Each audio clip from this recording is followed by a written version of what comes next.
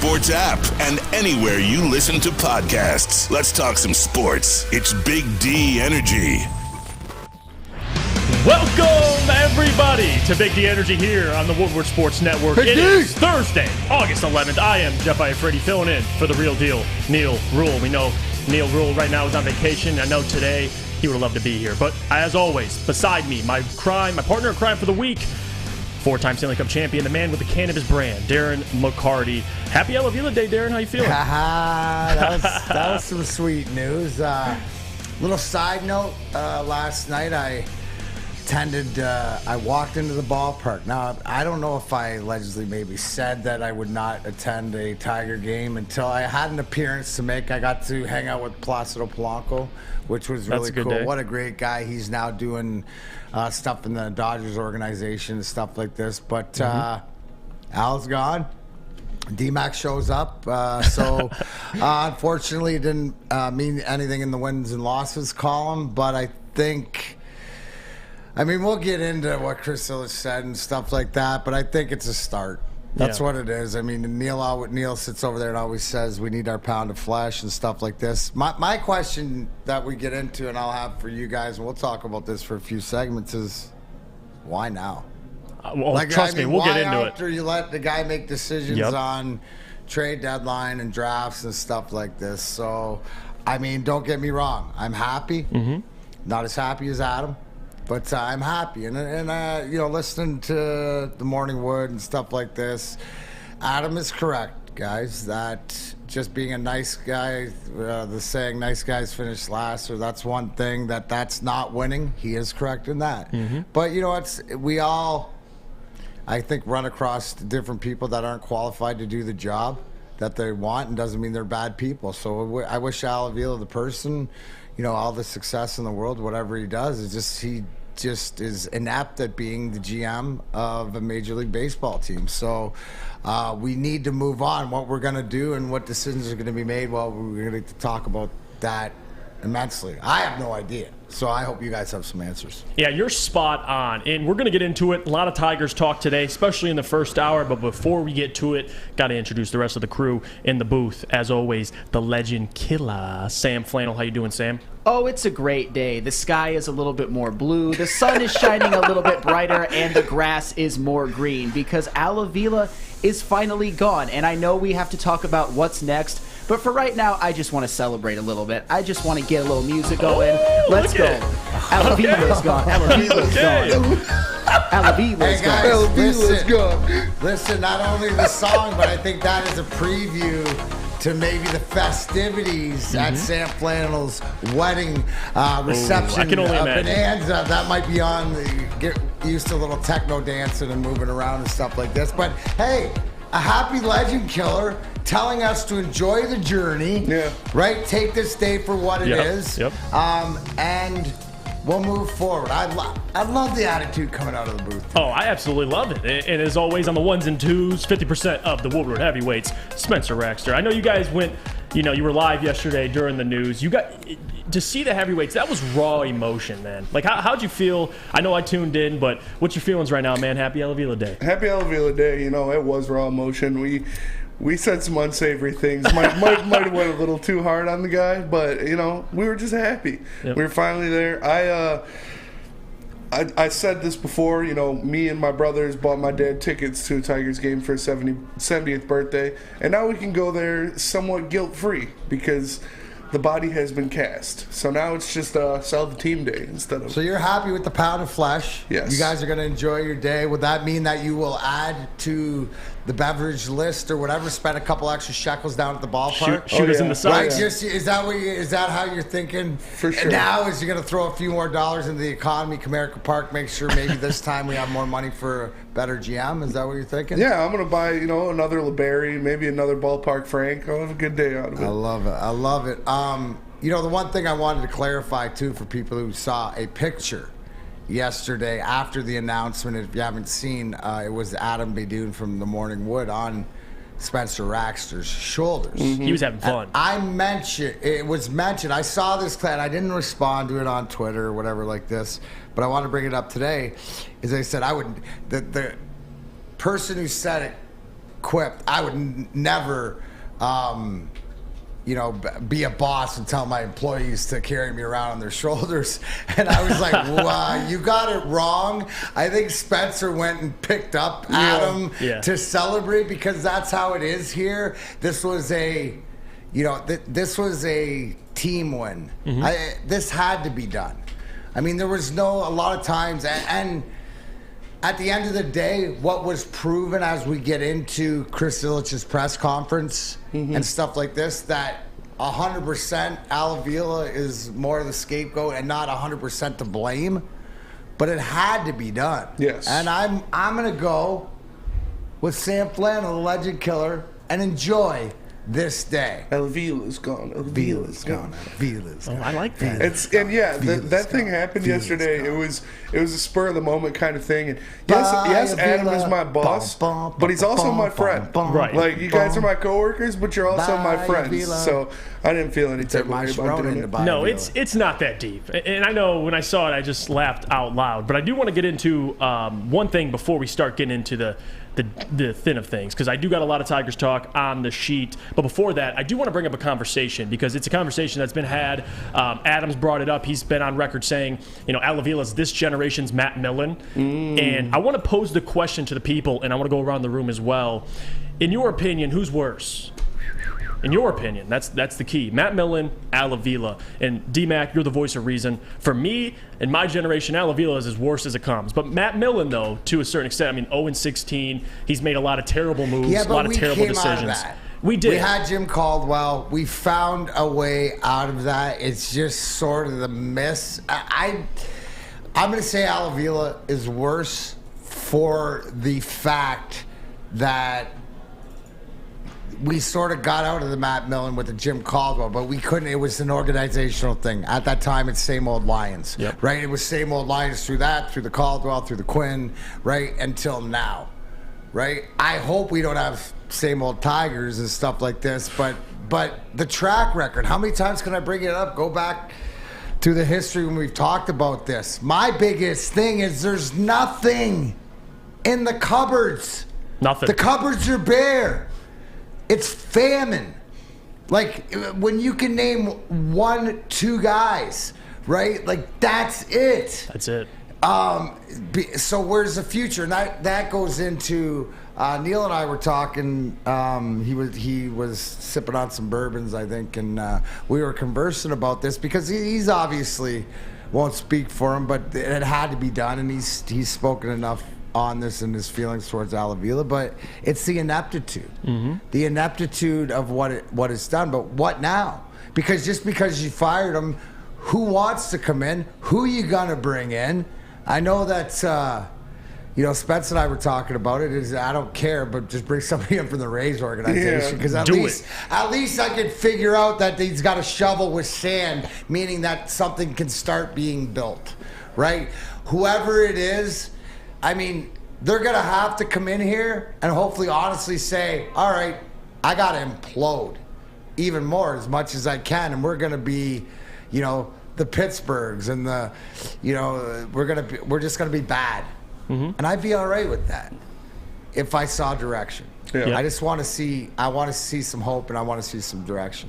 And Prag says in the chat, Millen was worse simply because the Lions have never seen success, and he made it that much more hopeless. See, I'm on the opposite side of that. That's why I think Avila was worse, because he took a perennial playoff team, a World Series contender, a AL Central perennial champion, and turned it into dog bleep. Like, it's bad when you have that kind of talent, you have those guys out there, and you turn it around and you rebuild for 8 years, and then you say the rebuild's done, and you're a worse team than you were at the start of the rebuild. So I think that's what makes Al a little bit worse in my mind. And I want to bring some context into it too. Avila win-loss record through 8 seasons while serving as the GM of the Detroit Tigers, 40-78, and 660. That's a 42% winning percentage. Now Matt Millen, on the other hand, 8-year tenure with the franchise, 31 and 84. That's a 27% winning percentage. So they're both bad. It's just your flavor. Sam, I want to get to you, man. Between the two, who's worse? God, it sucks that we even have to have this conversation, that we have two GMs that were just so terrible. I'm going to go with Avila because something D-Max said really sort of opened my eyes. The Lions did eventually come out of the basement of the worst of their franchise ineptitude. With the Tigers, I don't really see a light at the end of the tunnel. I don't either, see, Sam. And it's not even a freight train. And it's to me, the Tigers are just institutionally so rotten right now with their player development, with the terrible draft picks and terrible trades by Avila. And like Spencer said, this was a team under Dave Dombrowski that was a perennial winner. They never won a World Series, but they got to 2, and there's a lot of franchises that can't even say that. So I'm going to go with Avila for now because there's nothing coming. The Tigers look like they're going to be bad for many, many years to come, and it sucks to think about because there's just so much going on with the Tigers that's rotten right now. Do you see? Hey, I got some. Hey, do you have my the thing I sent you? Yeah. Okay. Let me grab it. Because Rake, and I love Rake. I love you, Rake, and thanks. Rake's bringing me back. He's out in San Diego, bringing me back Padres hat. But he said, "Hey, what are you talking about, D-Mac? We just got 2 pitchers, right?" And I put back in the chat, if you read it, so is that your best Cats impersonation of bad takes? Yeah. From now on, when you see this, I sent this to Spencer because this is how I'm going to call this mouthwash. I want you guys all enjoy this. I enjoyed this about 20 times yesterday. Okay, give me 1 second to grab it. Yeah. So tell me when you get it. But from now on, we're going to have some mouthwash to that situation. But Sam, to your point, right?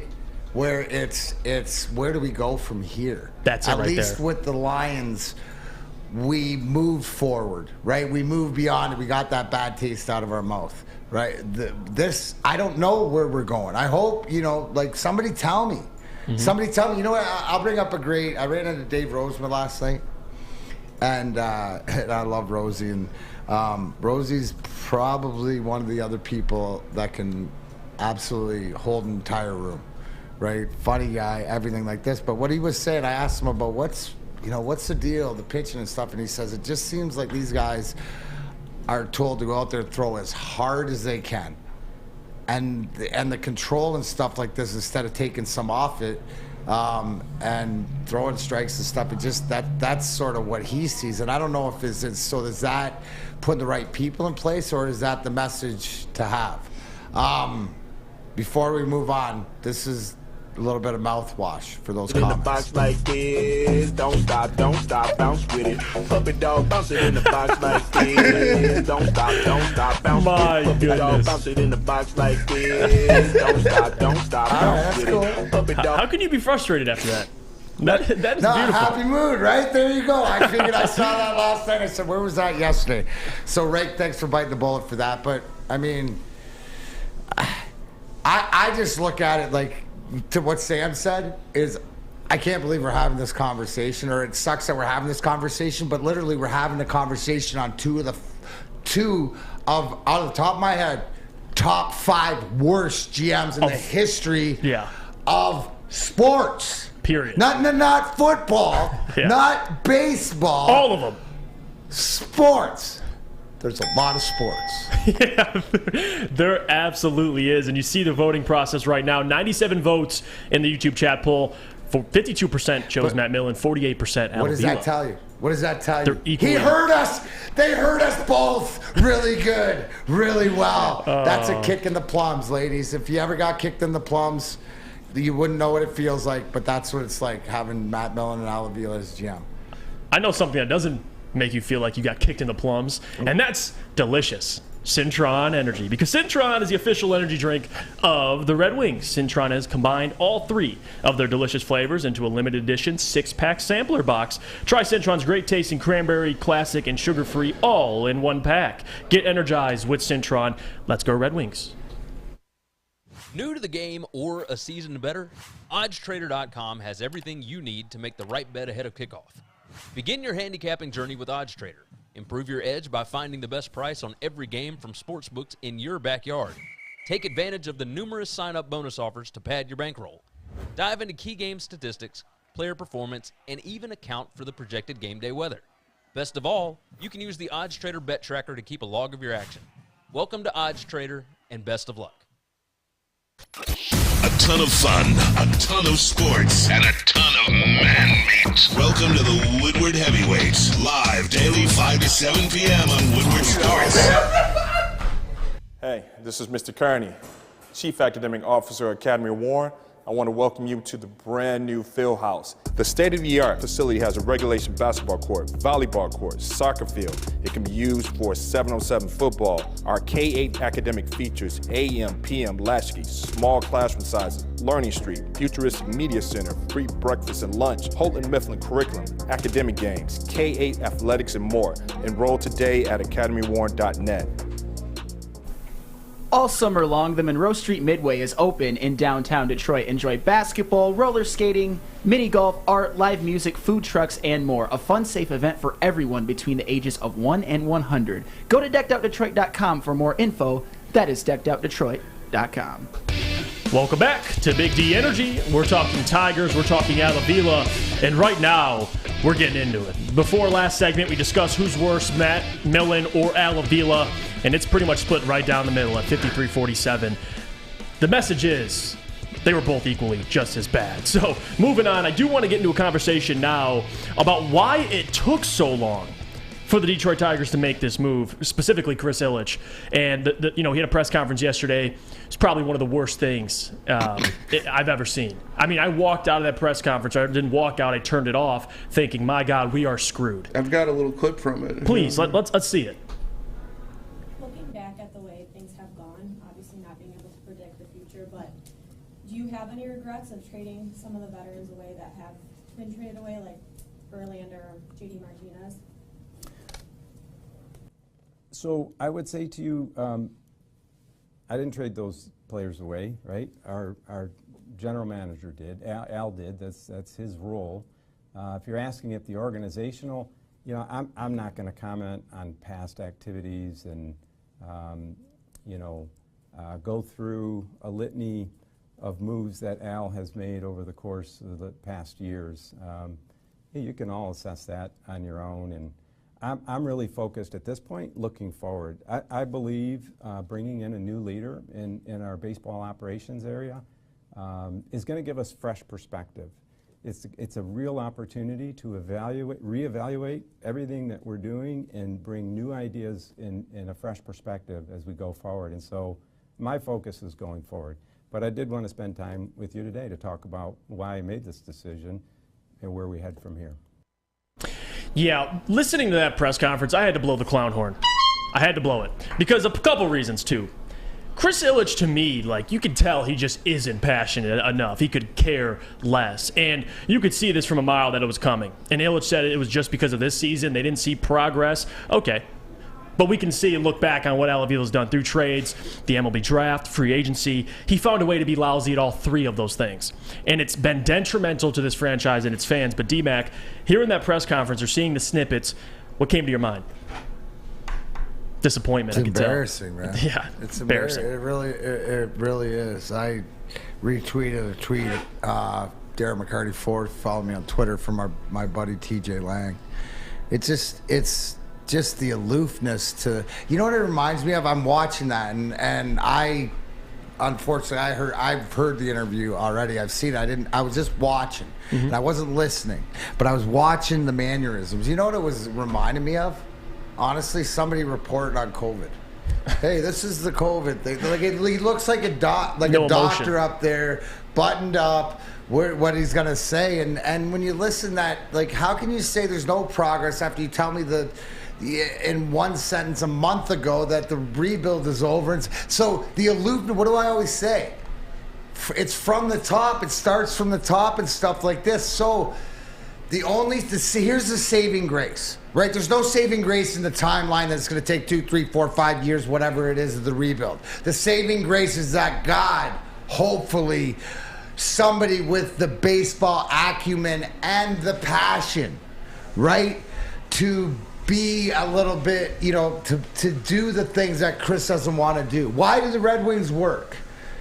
Because Steve Yzerman works. Is the end-all, be-all. Where the fact is that if he came in and said, hey, hey, Chris, I'll see you at the Stanley Cup parade in, 6-7 years. Till then, stay out of my way. That's what we need, right? I don't know. I think you nailed it, because here's the one thing. Let's watch Steve Yzerman, Derek Lalonde, the GM and coach of the Wings, talk about the Wings, talk about preparations, hear the passion.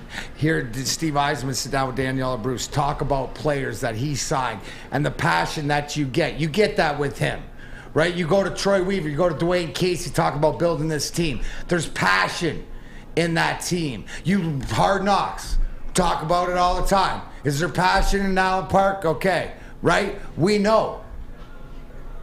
Holy dud. Even in the worst, this is divorce, right? This is the end of whatever else. And yes, I know Al's a good dude and whatever else, but we're talking about winning games. And obviously, to me, the most heart-wrenching thing is in the wins and losses, it just seems a lack of compassion or care. And I don't come from that. And I come from that family and stuff. And so my hope is that he puts the right person in place, because he didn't have the right person in place. We know that. We saw that. We are where we're at. It's not going to do any different. Just make sure you get it right. Right? Just make sure you get it right. That's it. Bring me a Dan Campbell guy. Bring me a guy that cares. Bring me a guy that I'm gonna question a little bit some of his moves. But show me the passion. That's what I want. That's a start.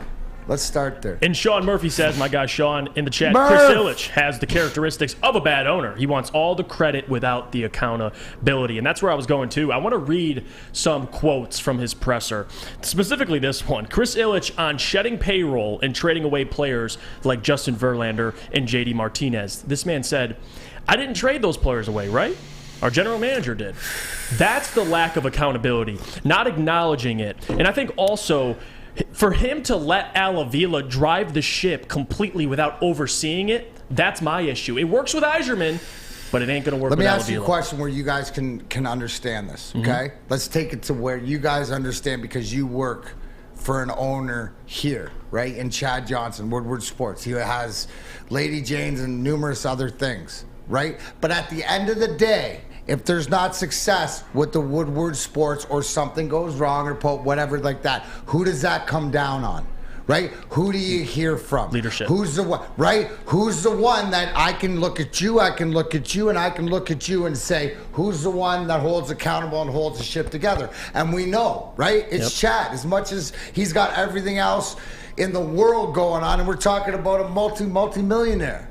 But this is his passion, and he cares. And just because he's in the office this week, it doesn't matter. But when he comes in, he shows you that he cares, right? He makes you believe in that he's all about the team. There's no question about it, right? Which makes we have good days, we have bad days. Everybody's human being here, but you feel that team, right? That's what you need. That's, to me, is how the owners work. Right? That's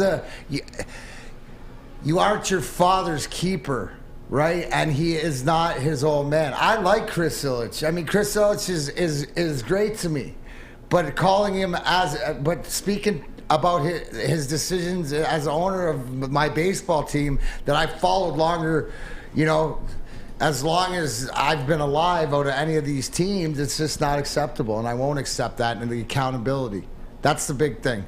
Is you don't have accountability to yourself instead of saying, okay, everything I said. What would be wrong with him coming out and saying, okay, had the wrong guy in place. I thought we were done and we're not. And you know what? This is where we're at. I'm frustrated, right? What do we see out of everybody else? The other three teams that I said. When Matt Patricia was fired, and Bob Quinn. So that's what I'm saying. You look at the transparency. You look at Dan Campbell with the compassionate guys. We're doing physicals, and this is why. This is why, right? You buy into that stuff. Do you blame the Tigers? And I mean, so some of the younger, the understanding of maybe the regression of a Spencer Torkelson or even a Riley Green and some of these guys.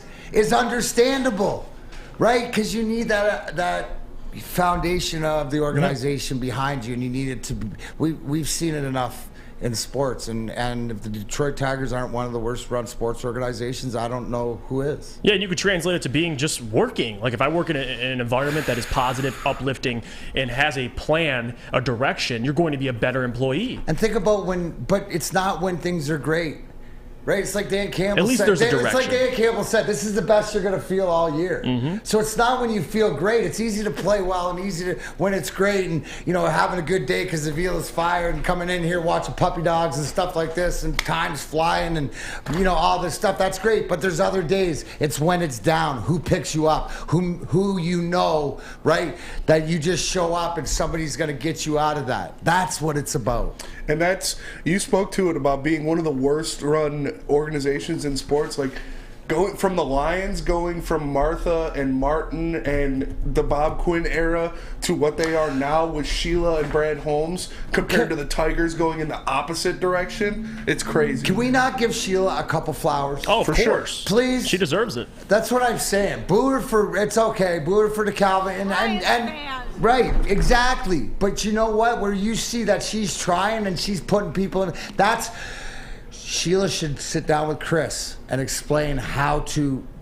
go out and the hiring process, right? To stand back, because that's the role I want Chris Illitch in. Sort of what Sheila's doing, right? Be around, but don't have the decisions. You put the coaches in place to coach and the general manager, because again, the most disappointing thing, there's nothing. Mm-hmm. We got nowhere to go. Except worse, we got to implode. Like, do you think this is imploded? It's not. We got to blow it up even more. And I see people commenting. All the comments are coming in. Dave Schultz says, Chris just wants to sit back and make money. He doesn't even want to lift a finger to handle the day-to-day operations. Stevie is spoiling him with the Red Wings. He needs to be better than a translator for the Detroit Tigers. My man Dave. Here, Mike G always comes up with a great one, and I like this because I was a big fan of the Far Side cartoons. But it's like where the bear in the woods with the crosshairs on him, and he's pointing at the other bear next to him. I've seen that one. Right? He's no, not me. Him. It was him. Right here. It was him. Regardless, whoever the new GM is, fellas, in this town, I'm gonna tell him. They can call Guardian Alarm because they'll help them out, because we know Guardian Alarm keeps you safe and give you peace of mind whether at home or on the road. 24/7 local monitoring makes sure what is important to you is safe. So you want to be part of the Big D Energy Woodward Sports family, you can. Give them a call, 1-800. Stay out. That's 1-800. Stay out. Listen to this. 114 straight days of flannel. Give them a call, 1-800. Stay out, Avila. Never come back. Goodbye. He's gone. Guardian Alarm, your local security experts. Tell them Big D Energy sent you. Hi, my diamonds. It's Crystal with an X. You want to get hot and perfect like me? Here's my super easy routine. Drink at least a gallon of water before you wake up. Attach a weight to everything in your house. Hello? Sell your car and just sprint everywhere. Scream when you exhale. Don't follow Crystal with an X. Do your own thing at Planet Fitness with tons of equipment and free fitness training in our clean and spacious clubs. Join now for just $10 a month and cancel anytime. We aren't quite sure if they consume more beer or sports. Either way, the heavyweights are here. Live on Woodward Sports, daily 5 to 7 p.m. It's a great day to get some Centron in your life. Okay. There it is. Centron, here we go. Gotta grab the cranberry. Oh wait, it's 2 for $4. Gotta double up with the classic as well. Centron World, baby. Centron, available at select Krogers, and if you want to know how, go to @CentronWorld.com. You get dope like me. You know what? Why wait?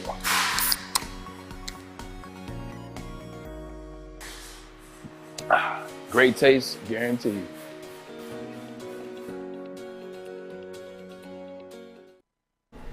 If it's free, it's for Spenny. Well, it's for you too. Big Frog and a free Woodward Sports t-shirt. That's right, a free Woodward Sports t-shirt all month of August. A Big Frog and Nova. Just stop in. Let them know that we sent you. They'll print you up one right on the spot. Go to Big Frog Novi today. Get your free t-shirt or visit them online, bigfrog.com/Novi. We're back like we never left. Big D Energy, Jeff Iafrate, Darren McCarty, filling in for Neil Rule as well.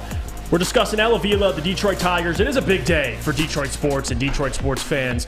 It's the monkey off our back. It's the day of relief. Finally, all these days and years clamoring for Avila to get out of Detroit. It finally happens, and I want to stick on the conversation. Something you hinted to or alluded to before we really got into a lot of things, and I want to bring it back up. It's like, and I tweeted this out, if Ilitch knew at some point you were going to fire Avila this season, why let him run, number one, the MLB draft, but number two, the trade deadline? It just doesn't make sense to me, D-Mac, and I'm hoping you have answers because I got nothing. You and me both. I'm not upper manager. That's way above my pay grade, Makes bro. no sense. But it doesn't. And the extension to give him, does it make sense to come out and say the rebuild is over, we're happy with where we're at? That just tells me he doesn't pay attention. No, he doesn't. It's like, okay, so hey, what's going on at the Tigers? Okay, well, we're here. Checking in. Just checking in. Like, it didn't sound like, and wasn't there like a whole bunch of questions in the big press conference about, well, Al, you signed an extension in 2019, then 2020. Like, Chris had no idea about what contract Al had or anything like that. Mm-hmm.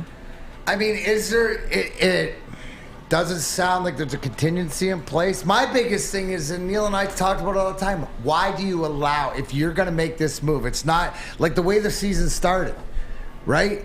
Boom, he should have been gone before the draft, before trade deadline, before anything else. And I read, a few comments about it's the decisions and whether it's the trades, the signings that Avila made. But I got to think there's no autonomy. If we're talking about Steve Yzerman of the Red Wings, then he's to blame, not the owner. I wouldn't bring Chris Illitch into anything Steve Yzerman does with the Red Wings as he has. But I always thought Chris Illitch was overseeing Avila. And here's the really, really blatant, awful thing, is if Avila had carte blanche, like Chris Illitch said, and continued to do that, and Chris didn't do anything about it, right? We're all sitting here going, well, Chris is okay in it, and it's Al, and it's both fault.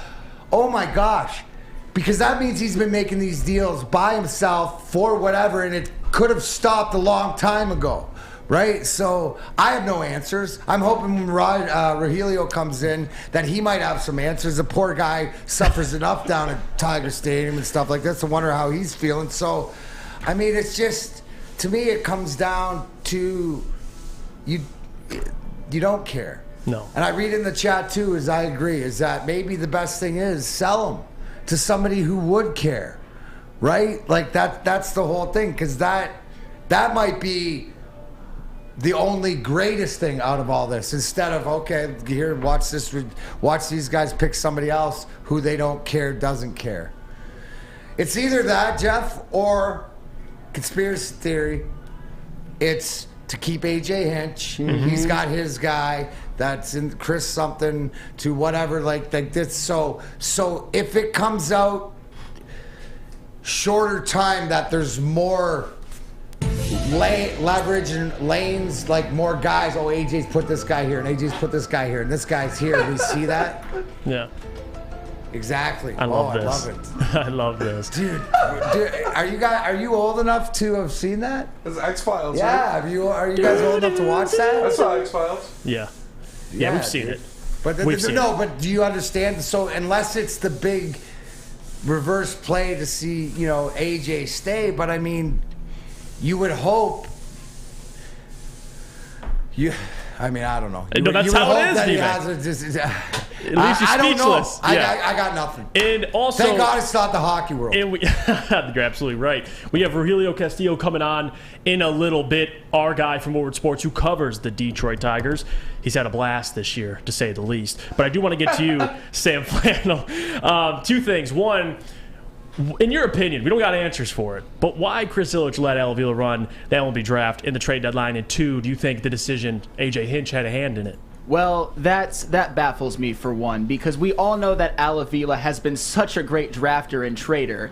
No, he's actually been one of the worst I've ever seen. I will always go back to this because I will never let it die. He traded J.D. Martinez and Justin Verlander for Sergio Alcantara, Dawel Lugo, Franklin Perez, Daz Cameron, Jake Rogers, and Jose King. Daz Cameron just got sent down. None of those guys are MLB players, and J.D. Martinez and Justin Verlander went on to become two of the single greatest deadline acquisitions ever. Did you know in 2017, J.D. Martinez for the Arizona Diamondbacks hit 29 home runs and 65 RBIs in 62 games, which over a full 162-game season, he would have broken Barry Bonds' record for home runs. And Justin Verlander, 5-0, 106.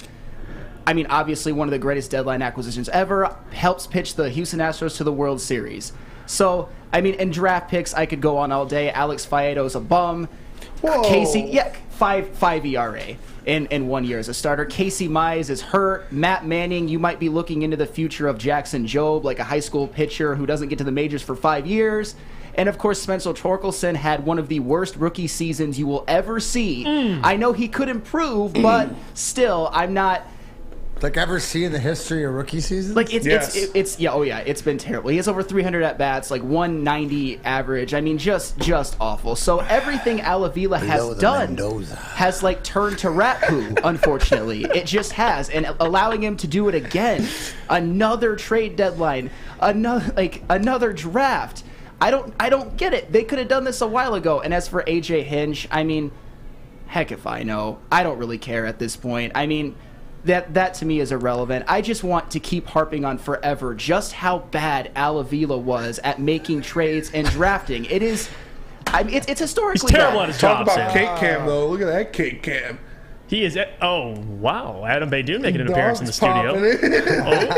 And I do another person I can always go to for the voice of reason. Spencer Axer. Spence, you got to help me out, man. Like, help us out.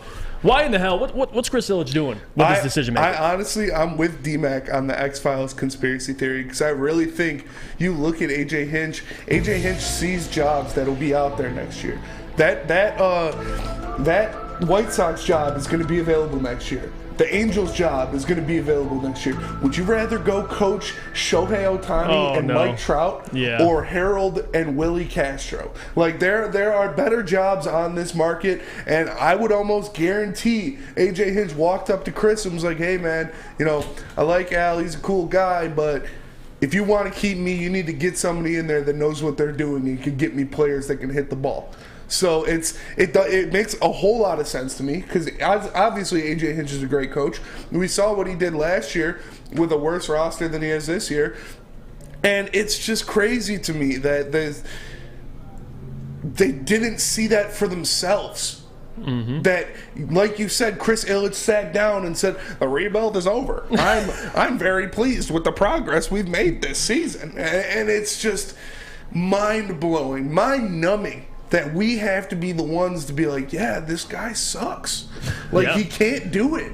Like, we're not baseball minds. Rogelio is when he gets here, but if we're so obvious that this is wrong, you got to think there's got to be 10 people in that Tigers organization that's like, this is a crapshoot. Like, come on, we got to do something here. And finally, they pulled the trigger.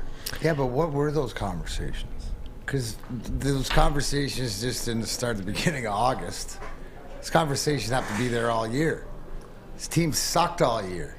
You know, we've been in the same position all year, right? The minute that they saw that Torkelson wasn't working, and the fact that, you know, I mean, the wool, you know, the wool was pulled over our eyes, at least opening day. Yeah. Except for Neil. Neil nailed it when saying that Candelario is just cleanup hitter. You got some issues, and that's the problem. And you nailed it too, Spence. And I think I guess that's more of the question. Do you think AJ Hinch is looking at it like, okay, this is where I want to be, even if he has full control? Because does he want to go through that rebuild that he's going to do it, or is with the way it is? Think about if you're in his position. I think I'm cutting ship. I think I'm looking into the La Russa's job with the White Sox or into the Angels, or I think I'm at least seeing what's out there. You know, so that's the whole thing. So where does that put your organization then? You know, I don't know.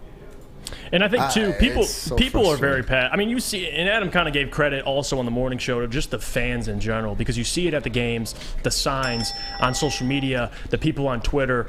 Like, the passion is what I respect. I got to give a shout-out to all the Detroit Tigers fans, because there are some that defended Avila, but about 98% all mutually agreed he was god-awful. But the reason why I posed it is because A.J. Hinch has been really the only light in a dark room for me. That's the one thing I could take away, knowing we have A.J. Hinch as our manager. But again, when does that, and I love the X-Files theory you had, because I don't love it as a Tigers fan, but it makes sense. From A.J.'s perspective, why the hell, I mean, you don't even know who the next general manager is going to be, and Ilitch came out and said, quote, find a GM, or he's going to find a GM that aligns with A.J. Hinch. And that's probably the only nugget in that press conference that I was like, okay, I like that. But the rest, throw it in the garbage. So that's why I posed the question. I see people in the chat, and I want to go to you guys. Philippines On Demand says this Tigers team has no star power at all. 100%. Look back over the years at the Tigers rosters. They've had a great amount of star power. Not anymore, and they have not had any for years. And that's the thing as well. I mean, you see the graphic we have up right now. In 2014, the Tigers had Verlander, Scherzer, Porcello, Price, and Ray. That's 8 Cy Young winners in the last 11 years. Want another conspiracy theory I just thought of? What's up? Do you think the Miggy retirement talk, right? The Miggy retirement talk about this might be his last year might have spurred on something behind the scenes about moving Avila on because he doesn't want to be around for his last year? I don't know. Who knows? You don't know. A lot of things are in question right now, but one thing that isn't in question is how well of a job our guy Rogelio Castillo is doing covering the Detroit Tigers. Welcome, Raj, to the show. I do want to ask you a ton of things. Why don't you break and bring him back? Real quick, after the break, we're going to go to break real quick. But before that, I do want to tell you about our friends at Big Boy, because they got the cabanas, the summer salads, the hand-dipped shakes, all at Big Boy. Try a chicken club, chicken accordion blue, or sunrise ham and cheddar, all on our grilled cabana bread. Or you can keep it light with our Michigan salad, chicken Caesar, and Greek salad. You heard it here first, folks. Summer just got better at Big Boy. Fellas, let's be honest. We like things to be easy. We like simple stuff, like sports 7 days a week. We like things uncomplicated, like Lady Jane's Haircuts for Men. Open 10 to 8, 7 days a week. Walk in anytime. Sign in, sit down, watch your favorite team play, and before you know it, your hair will be game ready. Open 10 to 8, 7 days a week. Walk in anytime. Lady Jane's Haircuts for Men. It's wicked awesome. Game is won in the trenches, and our big fellas don't mess around. The Woodward Heavyweights on Woodward Sports. Hi, I'm John from Better Rate Mortgage, and to me, family is more than blood. That's why I have the biggest family in Metro Detroit. If you're looking to buy a house or refinance and need a loan, come get treated better than family by me and our entire team here at Better Rate Mortgage. We pride ourselves on giving you better advice, better service, and a better loan experience. That's why we are Better Rate. If you're looking for a new mortgage, come get treated like family. Actually, better with Better Rate Mortgage. Visit us at mybetterrate.com or call at 248-480-4467 today. We're back. Big D Energy. Tigers Talk. Jeff Iafrate, Darren McCarty, and joining us, our Woodward Sports reporter for the Detroit Tigers, Rogelio Castillo. Thanks for joining us, Raj. Gentlemen, good morning. We should have like the Godfather music for Raj coming in, like with all some especially no, today. This poor guy. I know what he's been put through this year, and all the great coverage, everything that you do, Raj. It's unbelievable. But yeah, we need to give you a little bit more somber. So ask Corey Woods about his first year, like last year at the beginning. Remember how bad that was, sending him down every year? We were giving him flowers for that. Oh, absolutely. So it's almost like initiation Woodward Sports Network style. If you couldn't handle it, it wouldn't be you, though, bud. No, absolutely not. And I do want to get to a couple questions for you, Raj, because I know you went on the morning show. I was listening to Woodward Tigers. Go check that out on YouTube and social media as well. You guys do a great job covering it. But a question I have, and I tweeted it out, I don't think you have the answer to it, but I do want your opinion. Well, actually, we'll start with Ilitch's press conference. Your thoughts on that presser? Because I listened to it, and leaving it, the only thing I took out of it that I liked was the fact that he said, I'll find a GM that aligns with A.J. Hinch. Everything else, I can throw it in the trash. Your thoughts after you heard the presser? I thought that it sounded a little walking a little bit. Like it felt like he was disconnected. It really felt like he was. And I thought the questions were fair. Mm-hmm. I thought the questions were any good reporter or anybody who's covering the game, they asked good questions, and he just seemed like he was, especially the question about, well, I didn't make those trades. It was like, well, we know that, but we just wanted your opinion about it. Yeah, right. So, like, Right. I don't, I think that he could have said something along the lines of, I don't know, the X, Y, and Z, but his answer was so weird. It was just, I don't know. It just felt like a level of disconnect, and I think fans more came away thinking he's more of a robot more than ever. The big question: why now? What can you explain to the listeners and me actually the timing of this? And I know somebody told me that he fired Dombrowski in the first week of August, so I guess it's nostalgia and stuff. But because of the draft, because of the trade deadline, isn't this show the ineptitude, really, of the ownership? But do you have an answer of why? Well, this falls in line with what happened last year when Avila got rid of David Littlefield, some of his other lieutenants in command, and I think it was just trying to get a way to get jump-started. But this right here, I think Ilitch saw the trade deadline. You heard Avila's comments saying that we waited for teams to call us instead of them calling other people and trying to make it happen. And I think the outcry after the Tigers series against the Twins, and they've just gone on a free-for-all since, I think right now more than ever, I think the public had a lot to do with what happened because fans were tired of it. And we've been tired of it for a long time. Yeah. I mean, Adam was at the game with his sign months, 2 weeks ago, 3 weeks ago. Like, I mean, why now? Because all of a sudden, to me, don't you own up to? So if that's the case, right? If I want to believe that, do you not in the press conference come out and be transparent about it? I think this is the first time he's had to deal with something like this because even with the Wings, there's a different type of. It was just Jeff Lasso. There's still excitement about the team. With the Tigers, there's nothing to be excited about, quite frankly. And fans have had enough. Fans have not. I don't see people going dead wings from what they did in the '80s or anything like that. With the Tigers, it's apathy. And after the Lou Whitaker game, no one's been there since. The crowds have been getting dwindling. So I'm sure he sees that and goes, "All right, well, I got to do something at this point." But it falls in line to what the Tigers have done before in the past in August. Why August? I don't know. But the draft pick they did get right. And I did notice something else there. And it was something that after the press conference where they're announcing Young the night of the draft, Al barely spoke anything. And he let the scouting director do a lot of that. So in the last couple of weeks, we've heard, too, that some of the decisions they've made for call-ups, same thing. He's been slowly being phased out gradually. So, and one thing as well, like I looked up and I was curious last night. I wanted to just look into the small stuff that no one pays attention to, and I looked at the attendance from when Al Avila first got with the Detroit Tigers, promoted to general manager, and I looked at it today. Every year he's been as the general manager, attendance has went down. Every single year. There's no progression. And this is from an attendance that used to set record for millions, right? Yep. Every year you go to Comerica Park and say, oh, well, welcome. It's a whatever millionth fan of the year, right? Like, honestly to say, I mean, we can all just think back and go, yeah, go to 4 or 5 ball games a year and there's 30,000 people in the stands and, okay. So what's next? What is now? I know talent-wise we've enabled that, but is there somebody in the system, or is there names out there? Because usually, in coaching and different things like that, you hear jobs are up and there's always names, but we don't even hear, oh, this guy's going to be up for it. Or do you guys hear it that are around the ring, or is it going to come from within? Well, if they come within, it's going to be probably Sam Mezen, who took over the day-to-day operations, and he's been Avila's right-hand man for a while. Now, the problem is, how much of an influence does he have?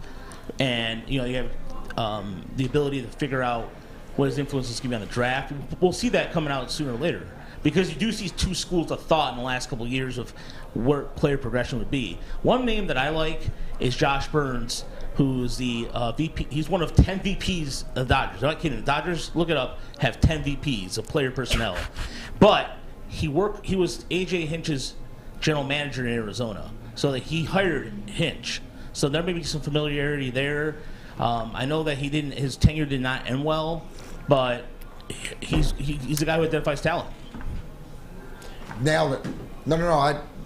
Somebody in the chat nailed it. Mm-hmm. Ticket renewal's up end of August. Yeah, I like that. They don't follow the money. Guys, here, lesson number one in life. Follow the money, right? Figure out where the money starts or stops. So there, to your point, absolutely. These are I guarantee these are conversations that were had. Hey, we need to do this, we need to do that, whatever like this. End of the day, bottom line to what you're saying, when are the season tickets and stuff up? End of August. So thank you whoever nailed that in the chat, because I guarantee that had more of an influence. Because why? Why do I think that is more of an influence? Because he's shown me passionately it's not about winning and losing and about the team, it's about the dollar. I mean, if you look at it this way, there's no special days planned for next year. I mean, let's give you Miguel's retirement tour. Well, he's going to other stadiums. He'll get like a grandfather chair like he did with Mariano Rivera got once. Mm-hmm. But there's no special dates anymore. If you think about it, Whitaker is now done. What are they going to do? Redo 1984 again? How many times are you going to drag that out? And I feel sorry for those guys. It's a great team. Yeah. But we've talked about it, ad nauseum. So what accomplishment can you go out next? And I still have season tickets, and I renewed it before I started working here. And yeah, the emails are up. Like, hey, what's going on? Look, Placido Blanco's signing autographs. You should go out there. But at the same time, follow the money. And there is nothing, if you think about it, what days can we celebrate for next year? There's nothing you could think about it. Yeah, and speaking of celebrate, I am glad that Avila or Chris Illitch didn't speak at Sweet Lou's ceremony. Like that, it was perfect for me.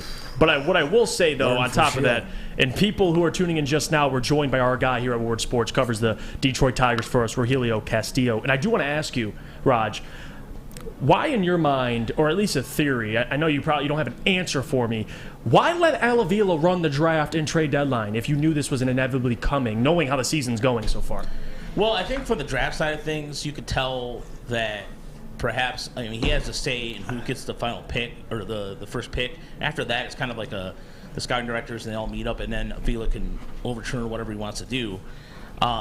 As far as the trade deadline goes, that one right there, I am still miffed about. I think that maybe this was his final opportunity, but floating names out there like Scooble, floating, all you do is irate, you just piss off the fan base. Yep. And the fact that you could go and sit there, they got two pitchers in Long, and I forgot the other guy's name right now at the top of my head, but the Tigers have been able to turn around some pitching. But they could have gotten a lot better. They could have. The fact that when you heard them say you weren't calling people, mm-hmm. and other GMs are knowing you're a laughing stock, that right there, all that stuff coming out by Kevin Rosenthal of Fox, yeah. All that stuff is embarrassing. Yeah, it is. And the fact is that no GM respects you. Of course you're not going to get crap back from the trade deadline. And so I think the ultimate nail in the coffin really is the fact that you come away with the two pitchers at the trade deadline. You look at your trade history and realize that Candelario has been struggling. He's going to probably be gone. He's not coming back.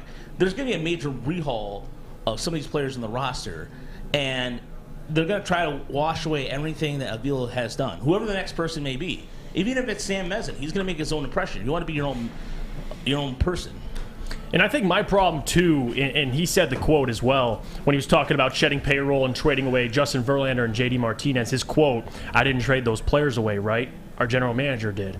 How does that feel as someone who covers the Tigers? Like the lack of accountability that Ilitch has, just no self-awareness. Because you can give the forwards all the crap you want, but Sheila at the end of the day is like, listen, I messed up. We're gonna try and fix it. What does that feel like, man? Hearing a GM or at least an owner like Chris Illitch come out and have zero accountability. It's frustrating as a Tigers fan. Yeah, it's just like as a Tiger fan, but even from a journalistic standpoint, you go down there and you feel the vibe of disconnect. And mm-hmm. It's not like I went to Lions training camp thing a couple of weeks ago, and you can feel it. Like even on an episode of Hard Knocks, you feel like that. Yeah, we're in this together. hell yeah, you want to jump, you want to run through a wall for Dan Campbell, no matter what happens. But when your owner says that, and she was out there signing autographs to people, she's going around with some people. Chris Illitch doesn't speak to the public too much, and I think it just furthers him away from the people, and it doesn't make him, quote unquote, I don't want to say a common man, but you gotta relate to people somehow. No doubt about it. Steve Syret, the chat, nailed your question, Raj. Next year they can celebrate the 40-year anniversary of Jack Morris's no-no in '83. Oh, you mean the one where they ate blocks? It's crazy. How can you not? How can you not? But also, how can you not celebrate the Academy of War? Well, you absolutely can, because you know what they have. The brand new state-of-the-art Sports Dome field house that has a regulation basketball court, volleyball court, and soccer field, and can also be used for 7-on-7 football. So the kindergarten to 8th grade, featuring AM and PM latchkey. Small classroom sizes, Learning Street, futuristic media center, free breakfast and lunch, Houghton Mifflin curriculum, academic games, and athletics. So go to the Academy of Warren today or enroll online, academyofwarren.net. Tell them Big D Energy sent you. It took exploring 50 different formulas and hosting countless taste tests, but we believe Gypsy Vodka is the smoothest vodka on the market. Don't believe us? Ask the owners. We're Mike and Adam Kazanowski with High Five Spirits Distillery. We're in close to about 1,200 locations throughout Michigan.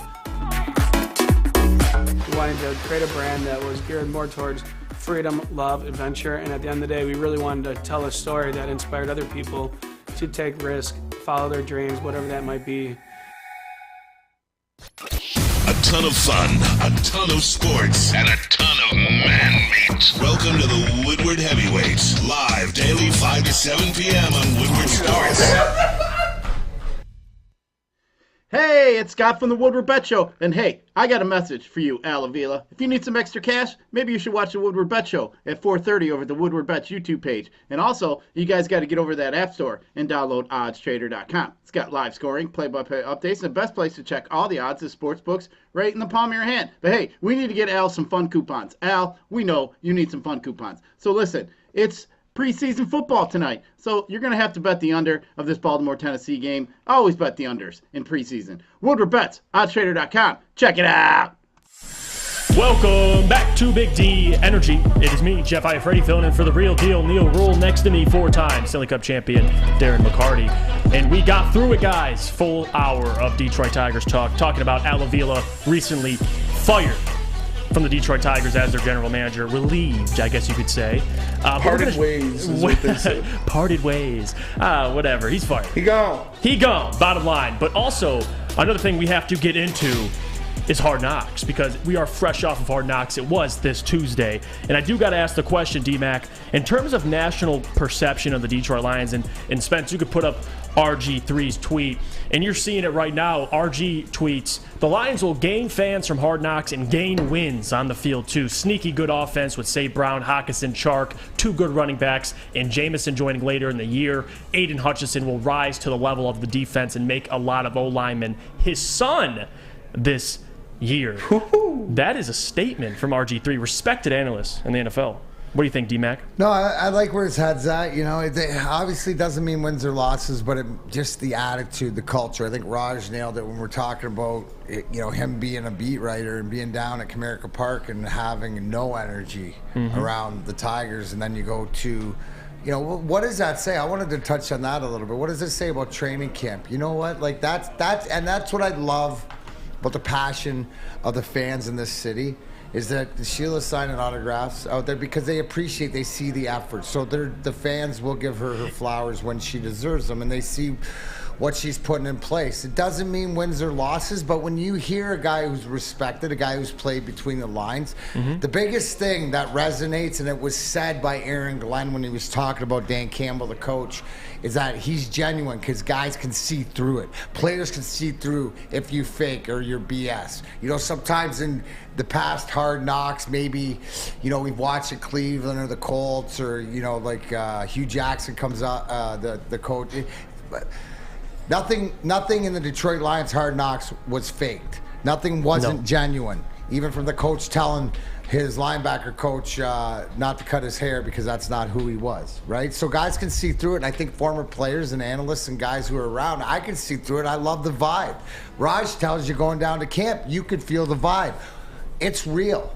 It's real. Doesn't resonate in the wins and losses, but it doesn't hurt. No. Just like the fact of drinking the Kool-Aid. I love that Braylon brought in the Kool-Aid. Yeah, sip it up, bro. They drank it all. There was none left today. But, because it doesn't hurt you either, right, to drink the Kool-Aid in the offseason because they got to go out and perform. But I think it's the attitude and the mentality of what we heard to what we saw keeps us engaged. And I think people are excited for our team in a different way, like a real excitement, almost like something to build, like we can believe in something. And it's okay. And I get it why a lot of people are shell-shocked because of the history, but I mean, I've learned long enough in my 50 years is to trust my feelings about what's real and what's not. And I pride myself on being a genuine person, and what's coming out of there is genuine. And it makes you want, because at the end of the day, right, here's, again, and I know I do a lot of Lions, Tigers comparisons, but everybody in that Lions locker room, of the 100 guys, even at training camp, guys who aren't going to make the team, guys who are undrafted, they feel a part of it.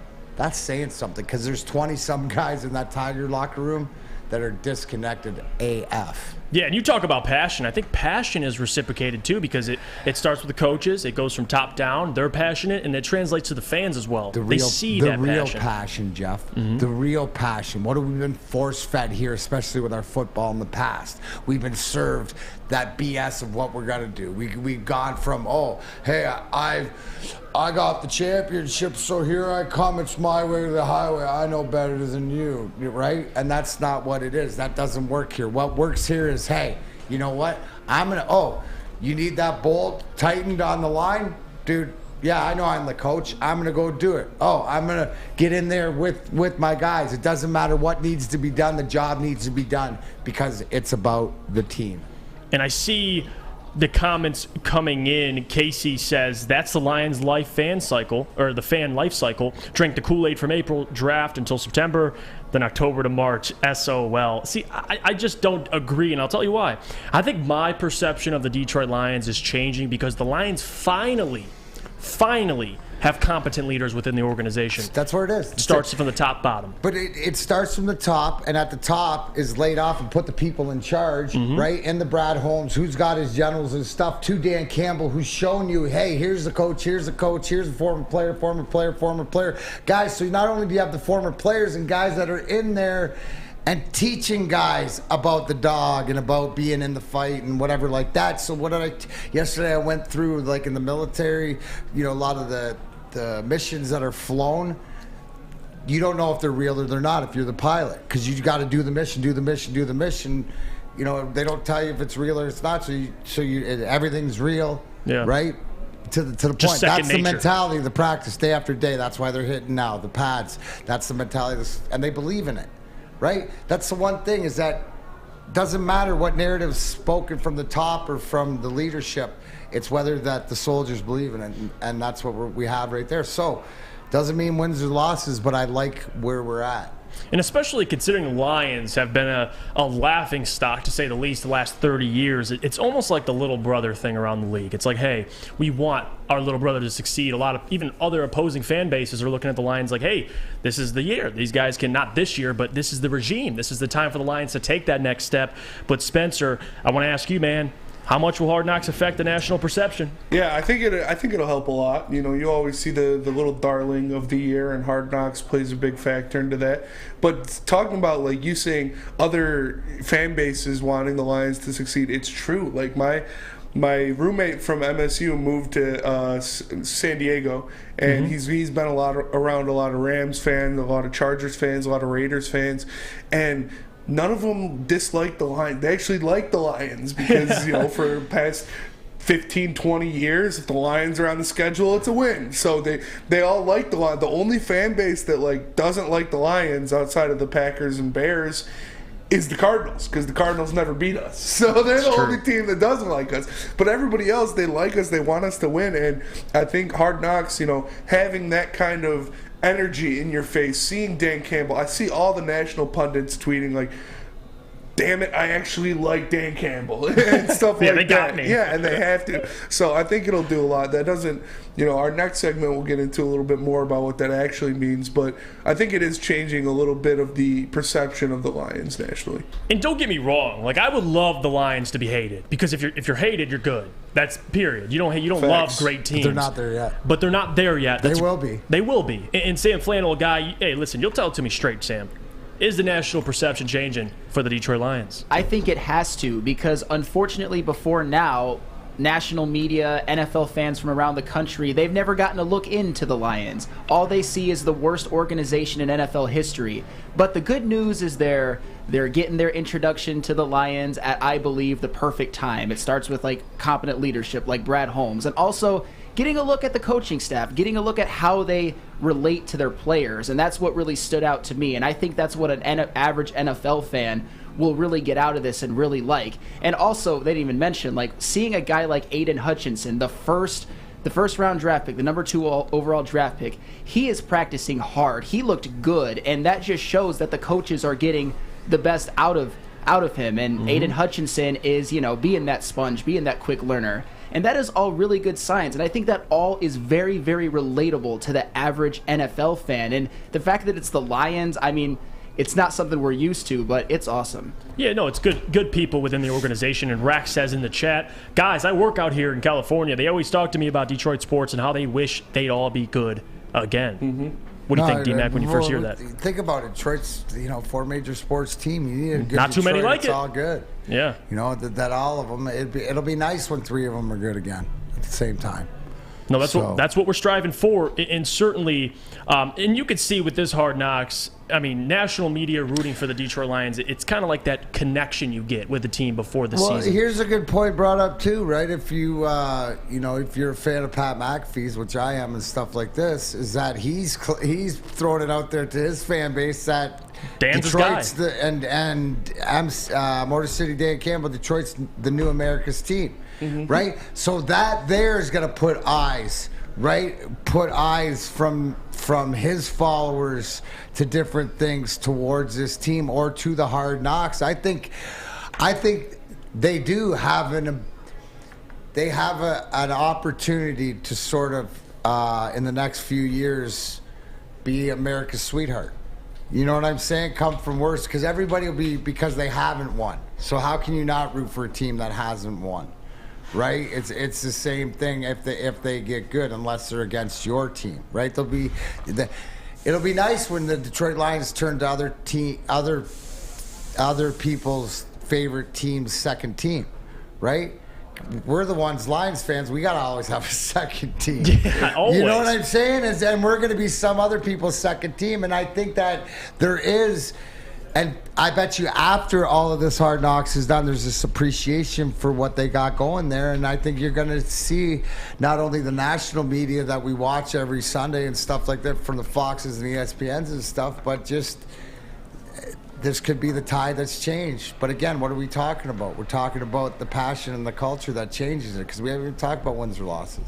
No. When we, the bigger picture. That'll come down to it, right? You can't, like Dan Campbell said, you can't start 0-3 or 0-4 and do the same old Lion record stuff, because then the rest of it don't mean crap. And you're spot on. Ethan Brown said in the chat, I like what MCDC said. This is all nice, but we have to win. If we go 0-3 to start, The self-awareness is there, and the thing is that he says it. I believe he believes it, and he knows it, and that's why they're in pads as early as they are. And see, the biggest thing what I loved about that is not that he had to explain himself, but he gave the reason why. He treated them like adults. Right? And he knew they were treated them thinking like men, right? But what are the rules? Don't be late. Respect your teammate. Pretty simple stuff. I didn't hear curfew. I didn't hear, no Shanahan's going to be signing McCarty's name on a hockey stick or, past curfew. That's not even, they don't even have curfew. Yeah, and then that's why when you get to the 40 up downs, it all kind of makes sense. And no matter how frustrating it is, they see the bigger picture. And that passionate speech Dan Campbell gave in Hard Knocks was certainly something special.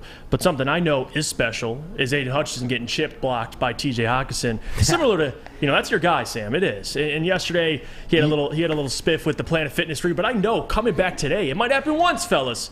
But it ain't going to happen yesterday twice. There, Hutch. Hey, Hutch, what do you got for P Fitness? Sam, tell us about P Fitness. I got it right in front of me today, and I am ready. Planet Fitness is inviting all high school teens ages 14 through 19 to work out for free all summer long via the High School Summer Pass, and it goes all the way until August 31st. Planet Fitness is home of the Judgment-Free Zone, where you can work in a non-intimidating, judgment-free atmosphere. Judgment-free! Judgment-free, with membership starting at only $10 a month, or you can get the Black Card for $24.99 per month. Join today in club or online at planetfitness.com.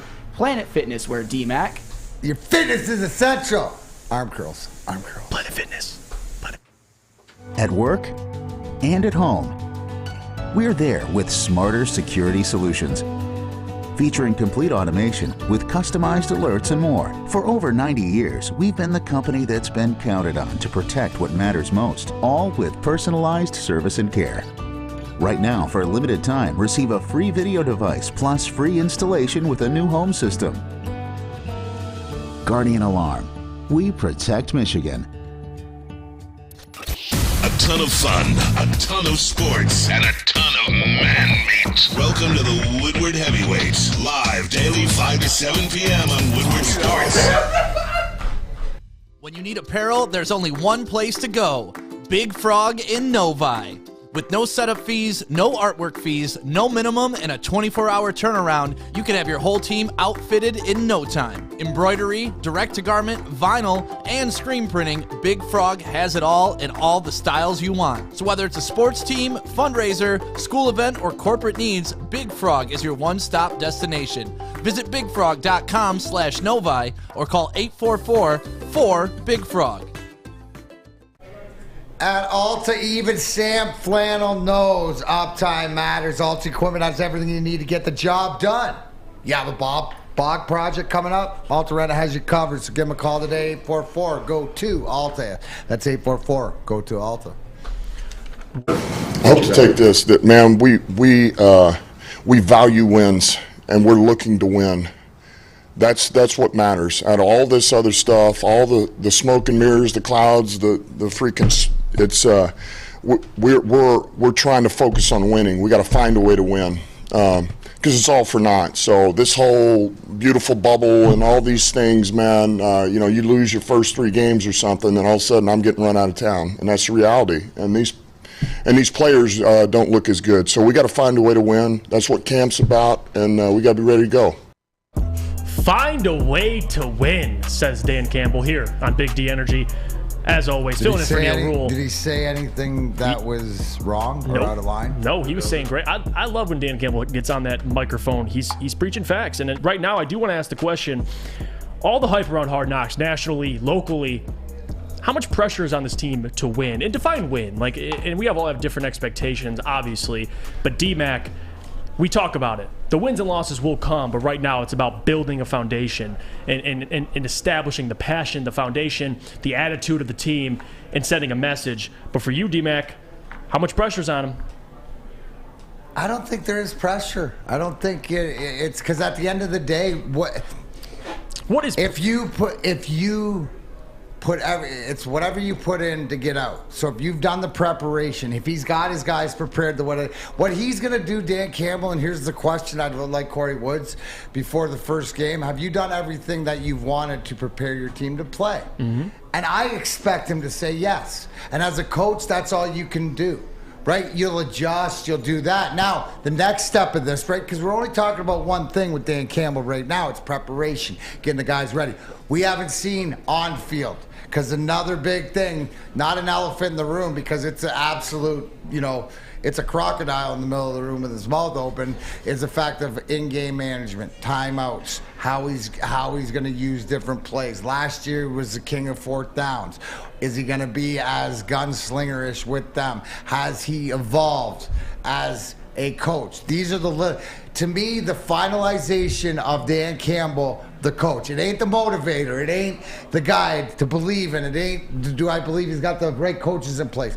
Everything that. It's, when it comes down to it, has he evolved to call the game? And where we go, man, God, coach won us that game. What a great call by the coach here, or whatever like that. Now, I know that's the pressure, right? Where he looks at it, but that's the challenge. This stuff, the physical stuff, the getting in your face, the talking, the motivating, that's easy, right? He's going to be working on that. But he's also surrounded himself with a team, and they've been together, so there probably won't be those first-time issues come up. He'll be able to draw on things. So I think that the experience that he learned, to me, I don't know, is it just me? But I thought that he made such a great adjustment along with the team, right, after the first half of the season. He did. First half of the season, you could have said fire him, and I was like, I don't know if this guy can do it. But he persevered, and I think it's a lesson for all of us that he put his head down and he worked. He figured out, he made some tough decisions. Now we're seeing that evolve, so we're moving down the line. So to me, the big thing, and I think that's where exhibition comes in, not as much to watch players or maybe to watch some younger guys and, you know, the Malcolm Rodriguez's and the younger guys, to get to know them. But it's seeing if there's some of these coaching situations or something like that. I always preach on the number one thing, and I think that they've improved on, they can always get better, but always burnt my butt, is pre-snap penalties, right? The false start, you know, the encroachment, or you know, the inside, like that's, to me, that's not mentally tough. So if the message that is preached during Hard Knock is preached in press conference from Dan Campbell, that's a learned behavior. It's going to happen, but if you don't see it happen as much and you see guys learning from it, right? That's all it is. So to me, I'm all good. I'm in that warm winter coat on a winter night as far as having the coach to motivate and the game plan, and will he spend the time? Are they going to be prepared? Yes. Next thing is probably the hardest thing, and it's being under fire and making those decisions like that. Yeah, and you're spot on. I don't think, in terms of pressure, you can't put any more pressure on Dan Campbell than he does already on himself, along with Brad Holmes, the coaching staff, and the players. They all put pressure on themselves. So I actually don't agree that puts pressure on him. You heard Dan Campbell and Jamal Williams on the show, too, on Hard Knocks, mentioning last year, mentioning how it's on their minds, how they want to turn the ship around. Now, certainly Hard Knocks puts more eyeballs on them, but it doesn't affect their approach to the season. Nothing changes, in my opinion. And Spencer, I want you to put a poll in the chat. Is there pressure to win this year for the Detroit Lions? Because I see a comment by Casey. If they lose to the Eagles at home, the home opener, then the Commanders, and division rival, the Vikings, and go down 0-3, Hard Knocks and all this Kool-Aid streams will be forgotten. I actually disagree. I think if you're the Kansas City Chiefs and you're 0-3, yeah, you're in trouble. But for the Detroit Lions, if you're 0-3, you could still find a way to go 7-10, which is what we project them to do, or 6-11, whatever it may be. But I do want to go to you guys as well. Spence, pressure to win for the Lions, you think it's there? Well, but pressure to win what? Pressure to win. Pressure to get better is probably the way. Pressure to win double the games. Pressure to legitimately. Yeah. No, this isn't a Neil Rule. Oh, what you're going to see on the court, the record might not. This isn't the Pistons.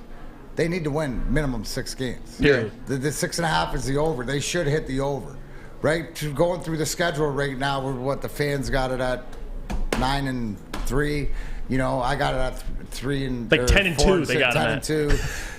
Whatever it is, it doesn't matter. What I'm saying is there are wins that attach to the back of this. I think the question, they don't need to be a playoff team, but they need to be nipping, right? They need to be nipping. We need less people from other teams wanting us to get wanting us to get good, because they don't want us to get good, because once we get good, we're going to take their spot.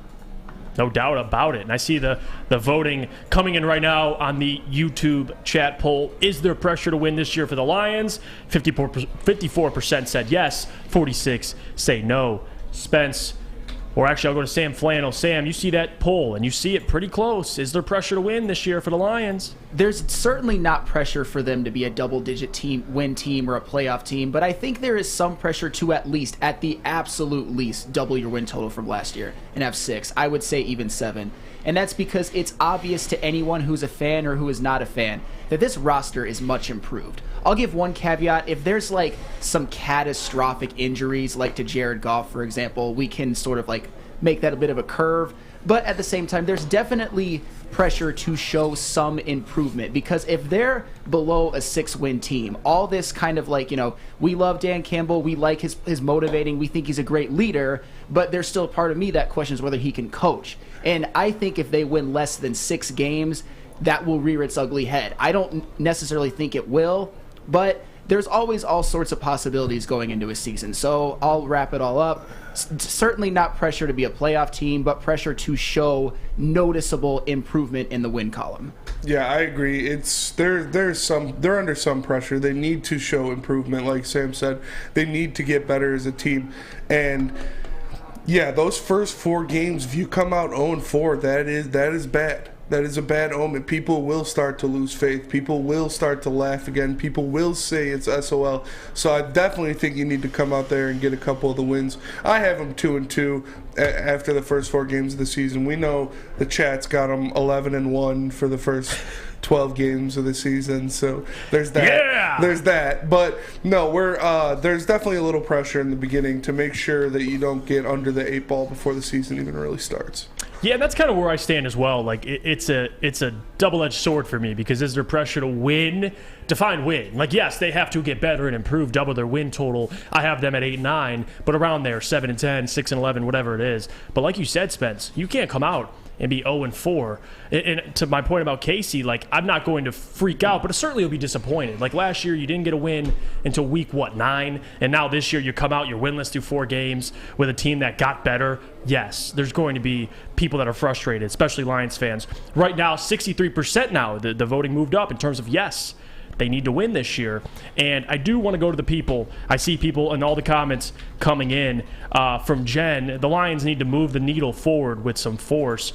Matt O says the goal is growth. Best way to show growth is getting those coin flip games and W's on the board. So yeah, I mean, I agree. I think we're pretty much all on the same page, except for when we get to the win total, which the fans in the chat have them at 10-2, which we will probably disagree there. But we will get to that next. But before that, I see more comments. I'm Salty says, we are in the process of building a contender. You have to win games to contend.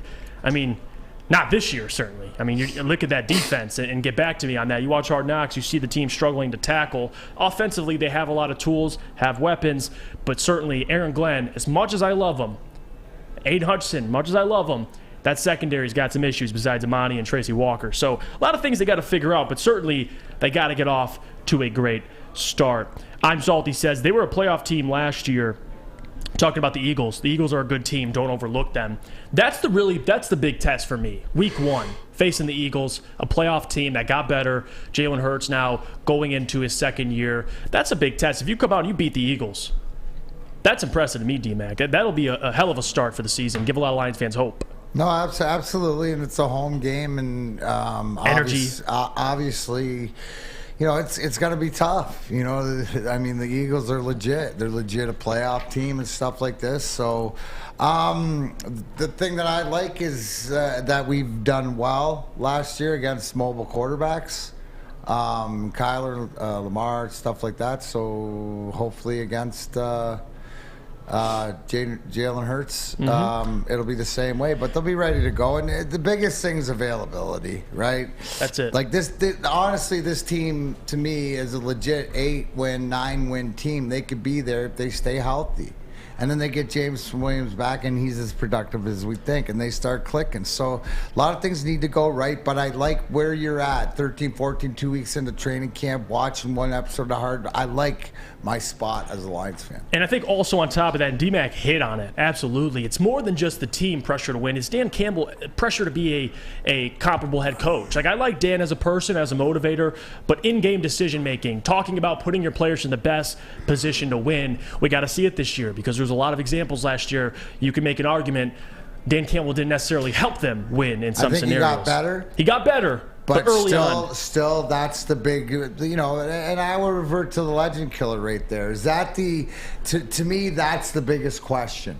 As far as Dan Campbell checks all the boxes everywhere else, I'm still out on giving him his grade. Because right now it's probably a 4 out of 10. Yeah. Whereas everything else, I'll give Incomplete. him an 8, 9. Incomplete. Yes, fair enough. Sam, you?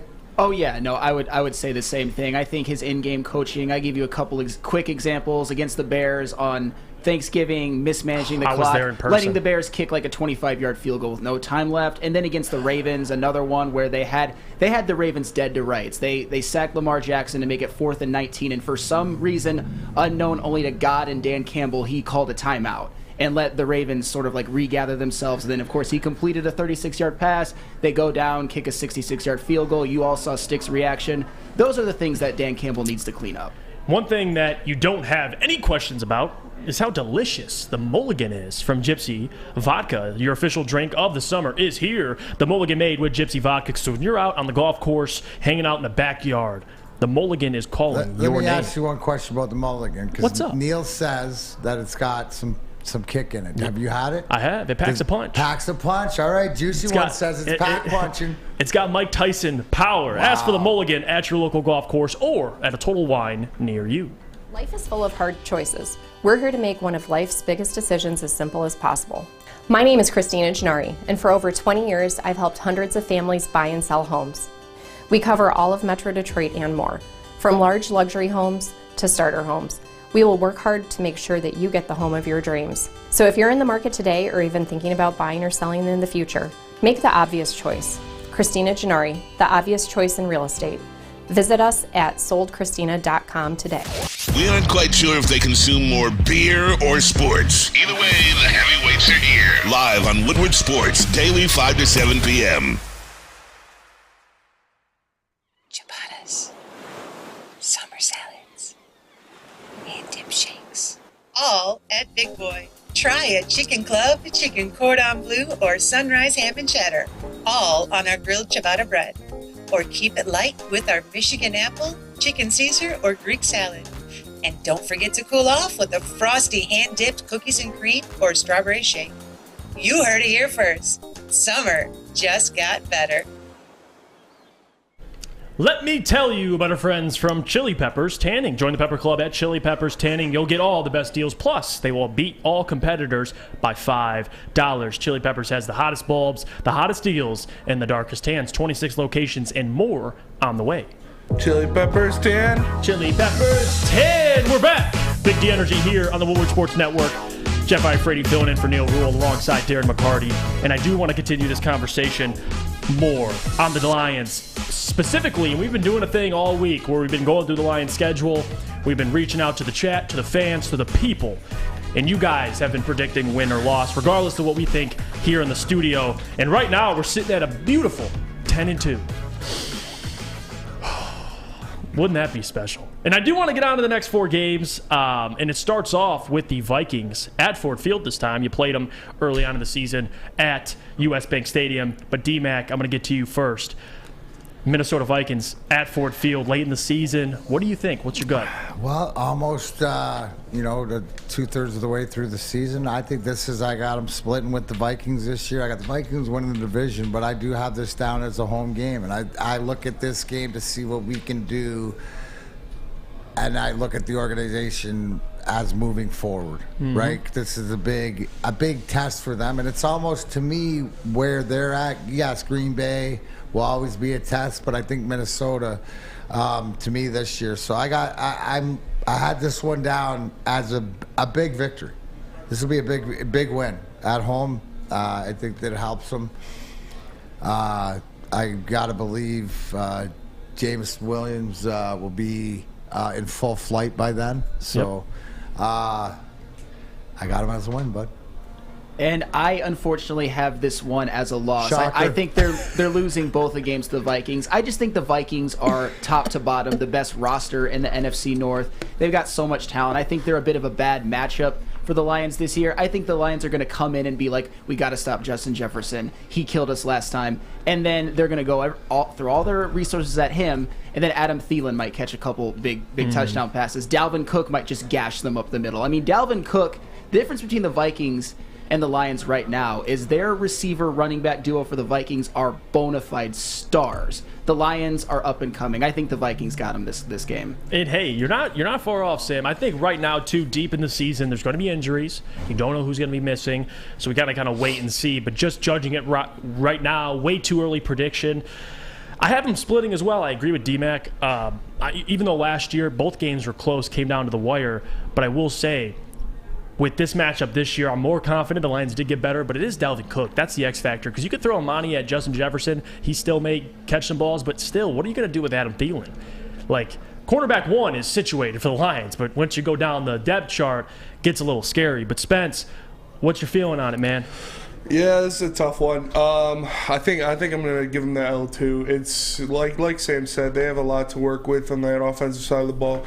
They've got a new head coach. He's going to have his scheme implemented, and I think that, like, again, what was Sam said, I think they have the most complete roster in the NFC North, so I expect them to come out there and use those weapons they have to get the better of the Lions in this one. Yeah, you got a rookie head coach, Kevin O'Connell. It'll be deeper in the season, so hopefully, or not hopefully if you're a Lions fan, that he doesn't catch any strides. But I do want to move on to the next game right now in the chat poll. Week 14 against the Vikings, 74% of you say it's a win, 26% say it's a loss. I'm not surprised, to say the least. So we're at 11-2 right now. Wow, we're Super Bowl contenders, fellas. Yeah. Can you believe that? No, it's pretty wild. It's pretty wild. All right, let's move on to the next game, and we're going to go to the Jets, which is at MetLife Stadium. And this is an interesting one because if you had to pick, I think they'll lose one of the games to New York or Jets or the Giants.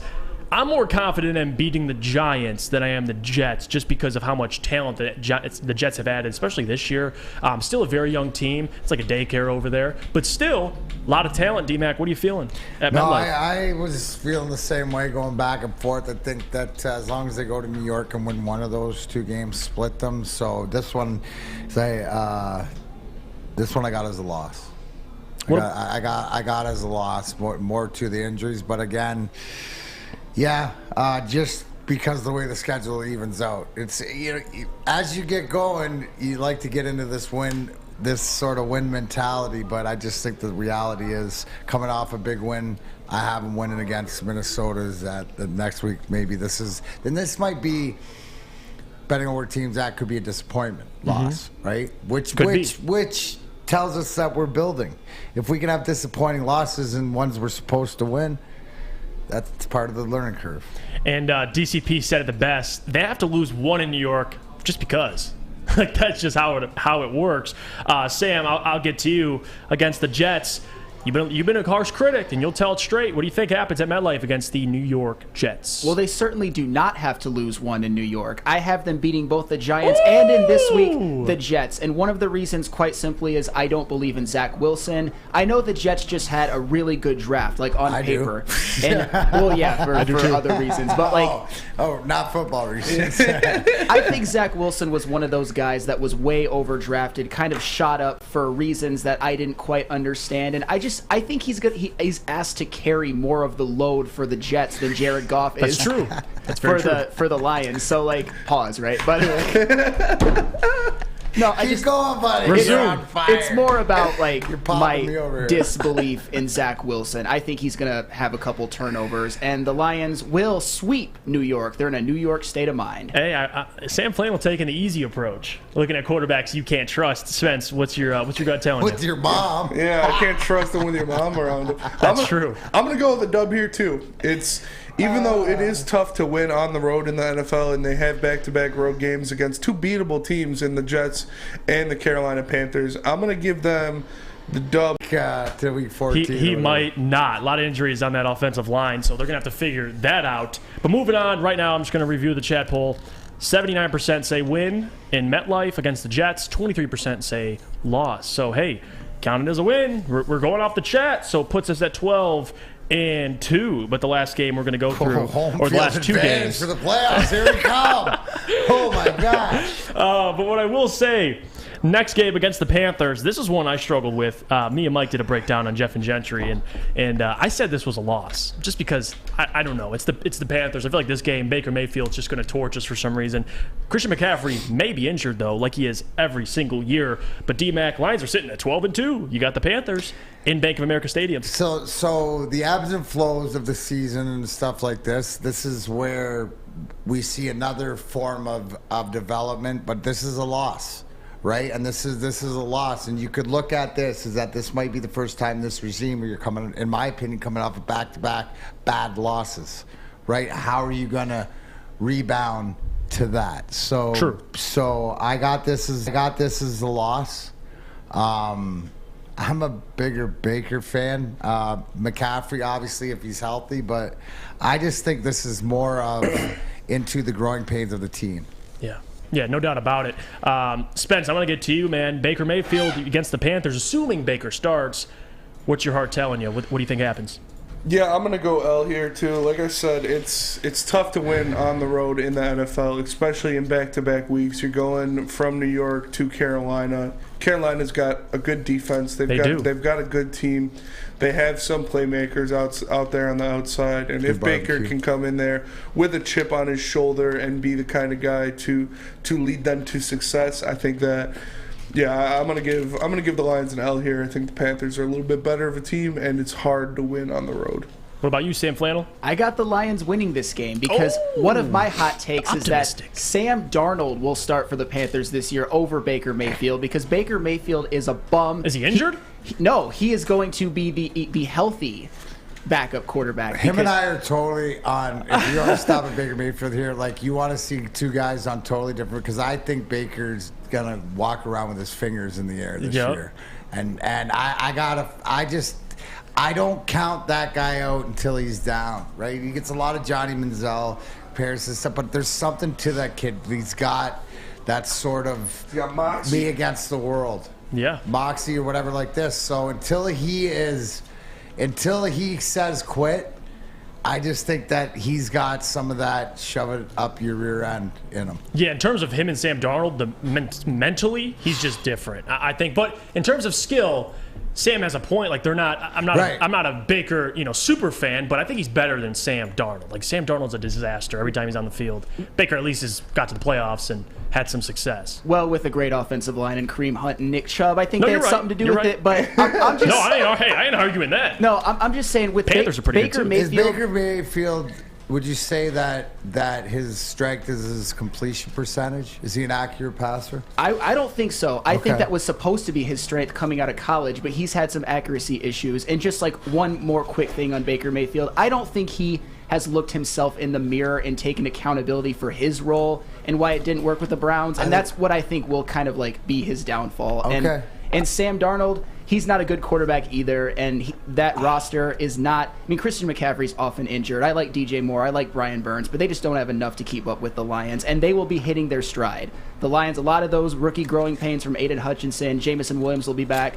This is a game where the Lions, I think they win by like double digits. I do agree with you about the accountability factor in Baker Mayfield. It's sad he hasn't taken accountability of his role in Cleveland, but I think that it's a two-way street. They dump on him. It says you're all your fault, and it's all your fault. So there's some common ground. I can agree with that. I'll find some common ground. You can find it if you go to SMA, the sports marketing agency. We're going to continue this conversation after. Help spread awareness about mental health and substance abuse. Their podcast. This is the F Word series on fentanyl. Help spread awareness of fentanyl and other addictions. Please go to thesportsma.com if you're struggling or know someone who is. Hi, my diamonds. It's Crystal with an X. You want to get hot and perfect like me? Here's my super easy routine. Drink at least a gallon of water before you wake up.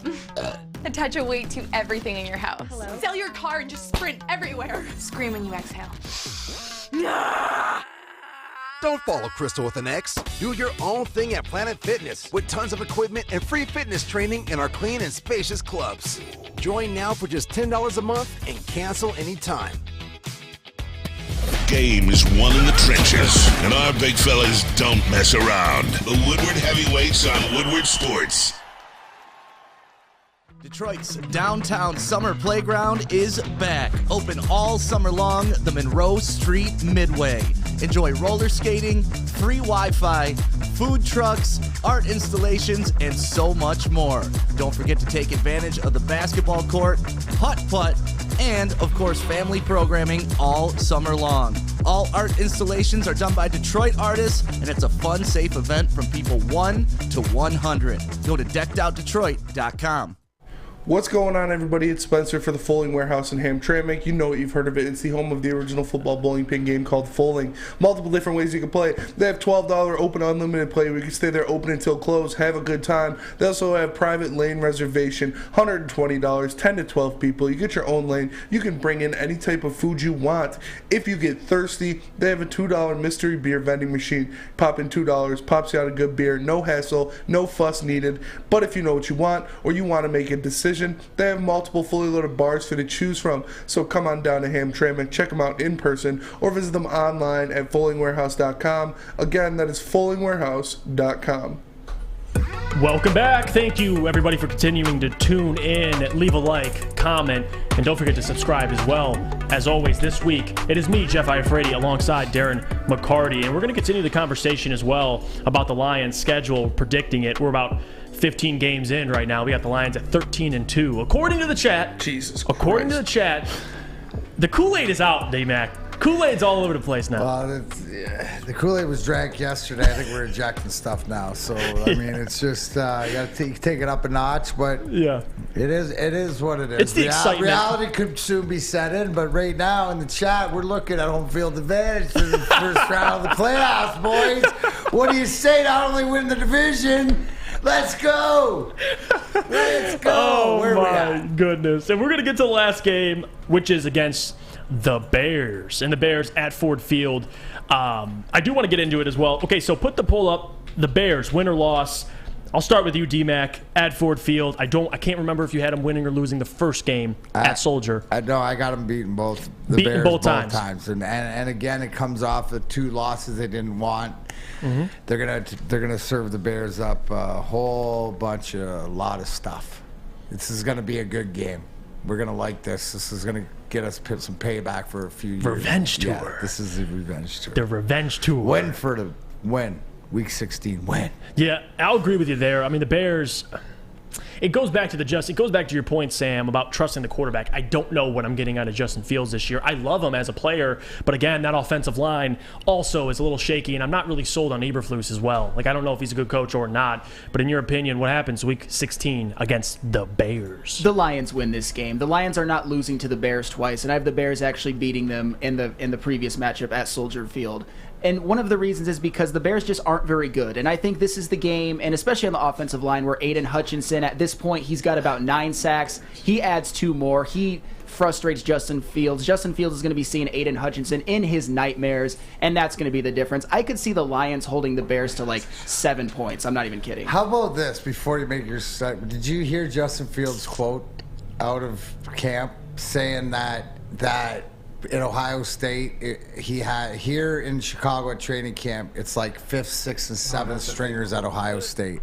He came out and said that if you do not think that this Bears team is ready to sort of implode and this guy, you should be grateful that he's not drafted in your quarter. Who comes out and just says that about NFL players? Well, that was a fake report because it was Ballstack Sports. All right, good. Because Terry, Terry too this morning. He fell for it. But to that point, right? To that point, because here's the thing. And I use this as a great lesson. It doesn't sound out of context coming from, do you understand what I'm saying? It's true. That's the believability. The believability of, you know what? I think that he said it, he just didn't say it on camera. Because that's the attitude that he has. It's a true quote, yeah. But that's the attitude that he plays with. The arrogance, and I think that a team like ours, especially at home, that sees that can make a statement, because it's not only a statement for now, it's a statement for a few years. Yeah. You get what I'm saying? How you can really make an impact. To me, Justin Fields is he's great when things are going good, but him and Kyler Murray are two in the same, right? I don't think you can win with them, right? I don't, because I don't think they're willing to sacrifice enough of themselves for the greater good. Right. And you really don't know. At the end of the day, look at where am I at? Where am I? You know what I'm saying? That's kind of how I am as well on Justin. I don't know if he's a quarterback you can win because of. I assume he's a quarterback you can win with, but we don't know at the moment. So I'm going. That was my lesson. So you can. Why sometimes those fake reports? I was just having Terry's back to the whole thing of why it can happen, because it's plausible. It is.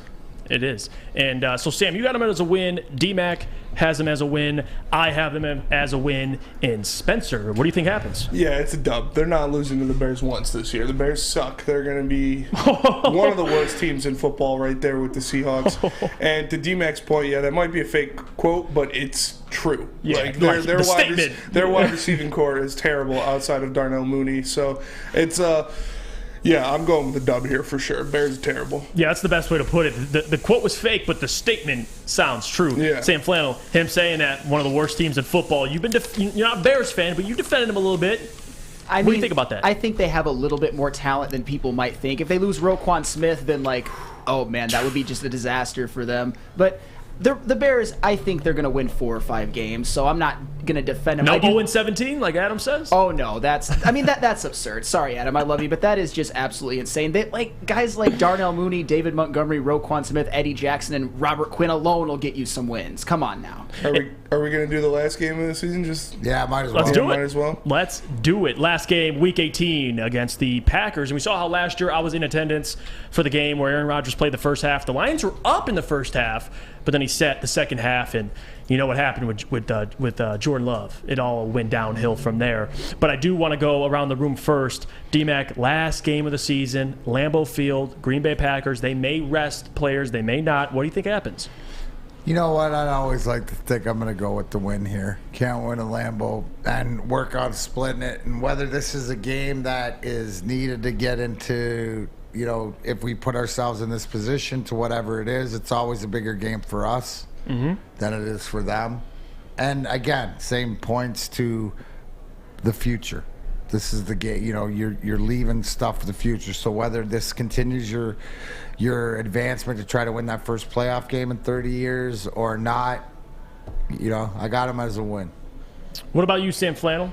Last game of the season. I have the Packers winning this game, and one of the reasons is because I think them losing Devontae Adams will make it so that in this game, the Packers might actually have something to play for, whether it's positioning, whether it's for the division, whether it's even for a wild card spot.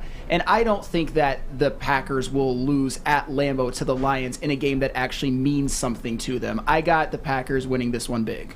Yeah, I'm with you, Sam. I don't think the Packers will be resting guys in this game. I think because they're going to be fighting for the division. I think they're going to be right there with the Vikings fighting to try to win this division. So I don't think this is a game like they have in multiple years that they can just take off. So I expect people to start. I expect the Packers to win. And DCP says in the chat, can't win in Lambeau unless you got the GOAT, Jimmy G. Apparently not. God. And I see a lot of the voting process now. We have it in the YouTube chat poll. Week 18 against the Packers, 55% say win, 45% say loss. So that's probably one of the closest ones we've had in this entire poll besides the Bills. So, people are thinking more logically. Are we ending it now, though, with the win? Are we ending the poll? Because if I end this poll with a win, you guys have the Detroit Lions going 15-2 next year, which would probably be the best record in the NFL. 15-2. Suit up. Come on now. I understand, we're excited, but Jesus Christ, people. Better go to oddstrader.com and find out, put that bet in and stuff like this. But, as I sit here right now, middle of August. It's the hopium, like Neil says. That's a lot of hopium. That's an overdose on hopium. That's a little too much for me, even. It's getting a little woozy. It's getting a little woozy. A little lightheaded over here. Probably not realistic. Yeah. Probably not realistic for any team in the NFL to go 15-2 this year. Do we expect anybody to have that sort of dominance in the regular season off the top of your head? Any of the front runners? Even maybe the Bills. That'd be the one that I could see. That's the team I pick. I have winning the Super Bowl, so it'd probably be the Bills to me. I think a lot of teams, good teams, got new quarterbacks as well. Like I don't think the Denver Broncos, although they have a lot of talent, 15-2. Like that's another realm. Like you're just breezing through the schedule. But that's what they say, folks. Why they play the games. We'll see. Again, what was it go to? So the chat poll is 15-2. I had them 8-9. 8-9 as well. Spenny? 7-10. 8-9. Okay. And respectable and happy, right? I think we all take it. 7-10 is 8-9 light, so it's right there. I think anything over. I think that when I saw Vegas drop 6.5. It just felt low and now what I'm seeing, it just seemed, and how's a big thing, but they should be able to win 7 or 8 games. Yeah, no doubt about it. Next segment, we're going to do Ask D-Mac. So right now, drop your questions for the 4-time Stanley Cup champion. But until then, let me tell you about our friends at Odds Trader, where you can place your bet for the Lions to go 15-2. OddsTrader number one. OddsTrader.com is the number one site for all your game day bets. Play-by-play updates, live scores, and the best price on every game from multiple sports books. Please go to the OddsTrader.com right now for your best bet. The Sports Marketing Agency would not be who we are without great community partners like Higuera Health and Carol Zuniga. It's an awesome opportunity to partner with your organization. Higuera Health is a comprehensive behavioral health organization. We serve children through older adults with mental health, substance use, and developmental disabilities across Western Wayne counties, and really excited to now be in downriver communities as well. Give us a call at 734-458-4601. A ton of fun, a ton of sports, and a ton of man-meat. Welcome to the Woodward Heavyweights, live daily 5 to 7 p.m. on Woodward Sports. You don't have to go to the beach, man. You don't have to get your butt crack full of sand. You just need a little chili peppers, man, to get that glowing beach chili peppers tan. Woo! With 26 locations in the Metro Detroit area and more coming, Chili Peppers Tanning is where you'll find the cleanest salons in the D. Join the Pepper Club for the best deals on unlimited tanning. Head to chilipepperstanning.com. You just need a little chili peppers, man. D-Mac for Lady Jane's Haircuts for Men. Come to Lady Jane's for an award-winning haircut experience and register for once-in-a-lifetime opportunity to win the car of your dreams from Les Stanford Chevrolet Cadillac. Lady Jane's Haircuts for Men, open 7 days a week. Walk in anytime. No appointment necessary. It's wicked awesome. Big D Energy getting close to the end of the show. 52 minutes into the second hour. But I do want to change now to go into Ask D-Mac, the best segment of the day. We have the questions coming in. The away fan asks, D-Mac, you boss. Question, was there any refs that never seemed to give you a fair shake, or was there refs that always called a fair game? I'm sure you dealt with some. A couple refs that come to mind. No, most of them, yeah, and here's the thing, you were respectful. Now, Bill McCreary, it was always Mr. McCreary, Mr. Don't swear. You better act like you're talking to a police officer, the principal, or whatever else, but very respectful. Paul Stewart was a guy who's a former player, and he's a former tough guy. So there'd be times where there'd be pushing and shoving going on, and he'd come in and be going, you're not going to do anything. You haven't dropped your glove at somebody else, you know what I mean? And start berating a guy who wasn't going to fight. You know what I'm saying? And that was always funny. I got along with all of them. Whether it was the Kerry Frazier's, the Donnie Van Massenhovens, the Dan O'Halloran's, Stephen Walkham's, a lot of those guys reffed when I was in junior, so it sort of come up together. A lot of the linesmen. See, the biggest thing is you got to make friends with the linesmen because they can save your life.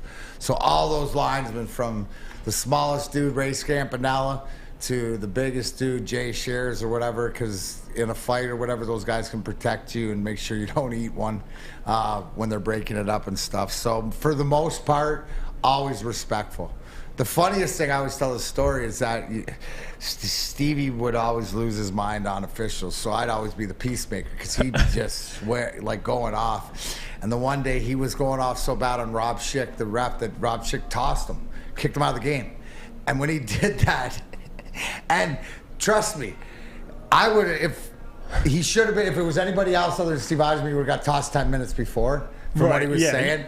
But the minute he tossed him, it was like a puppy dog where Stevie's like, what? Wait, what? Me?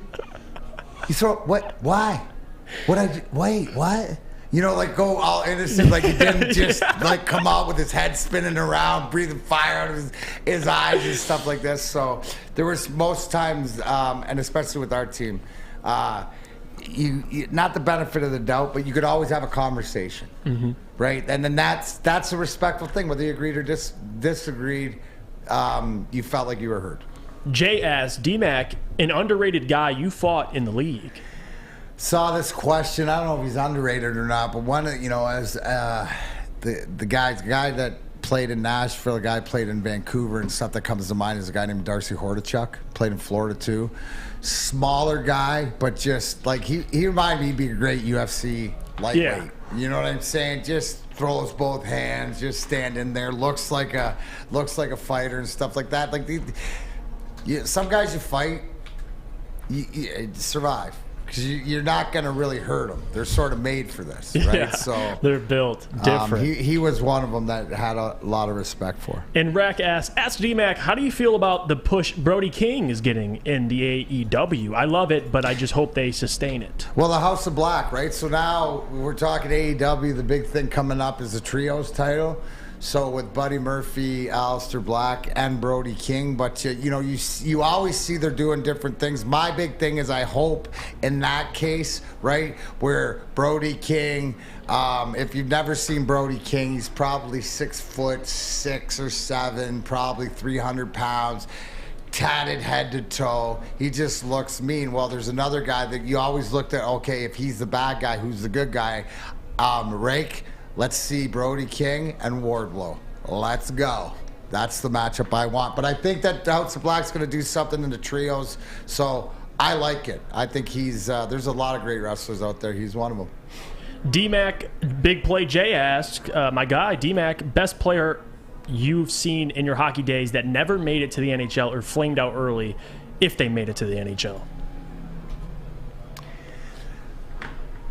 Local kid. Pat Peak.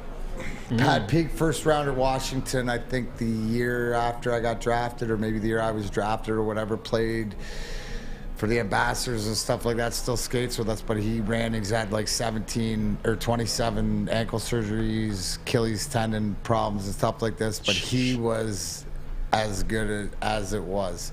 Playmaking, centerman both ways, could score. He's one of the ones that I played junior also too, who he's now a coach. I think he's coaching University of Waterloo. But my centerman, one of them in junior, Jake Grimes, who was a third rounder to Ottawa. Well, he tore both his groins and wasn't able to play, but he would have been an unbelievable third line centerman in this league. Yeah, no doubt. We got questions coming in. Ask D-Mac from King, where can I get that shirt? Respect to the King, Turtle Maker. I do like that shirt, by the way. That shirt's fire. Yeah, that shirt is fire. This is my boy Damien at Over the Moon Clothing. I don't know. This is circa 7-8 years ago, if there's still them around. But yeah, it's hey, combine my loves. Somebody made it. I'll wear it.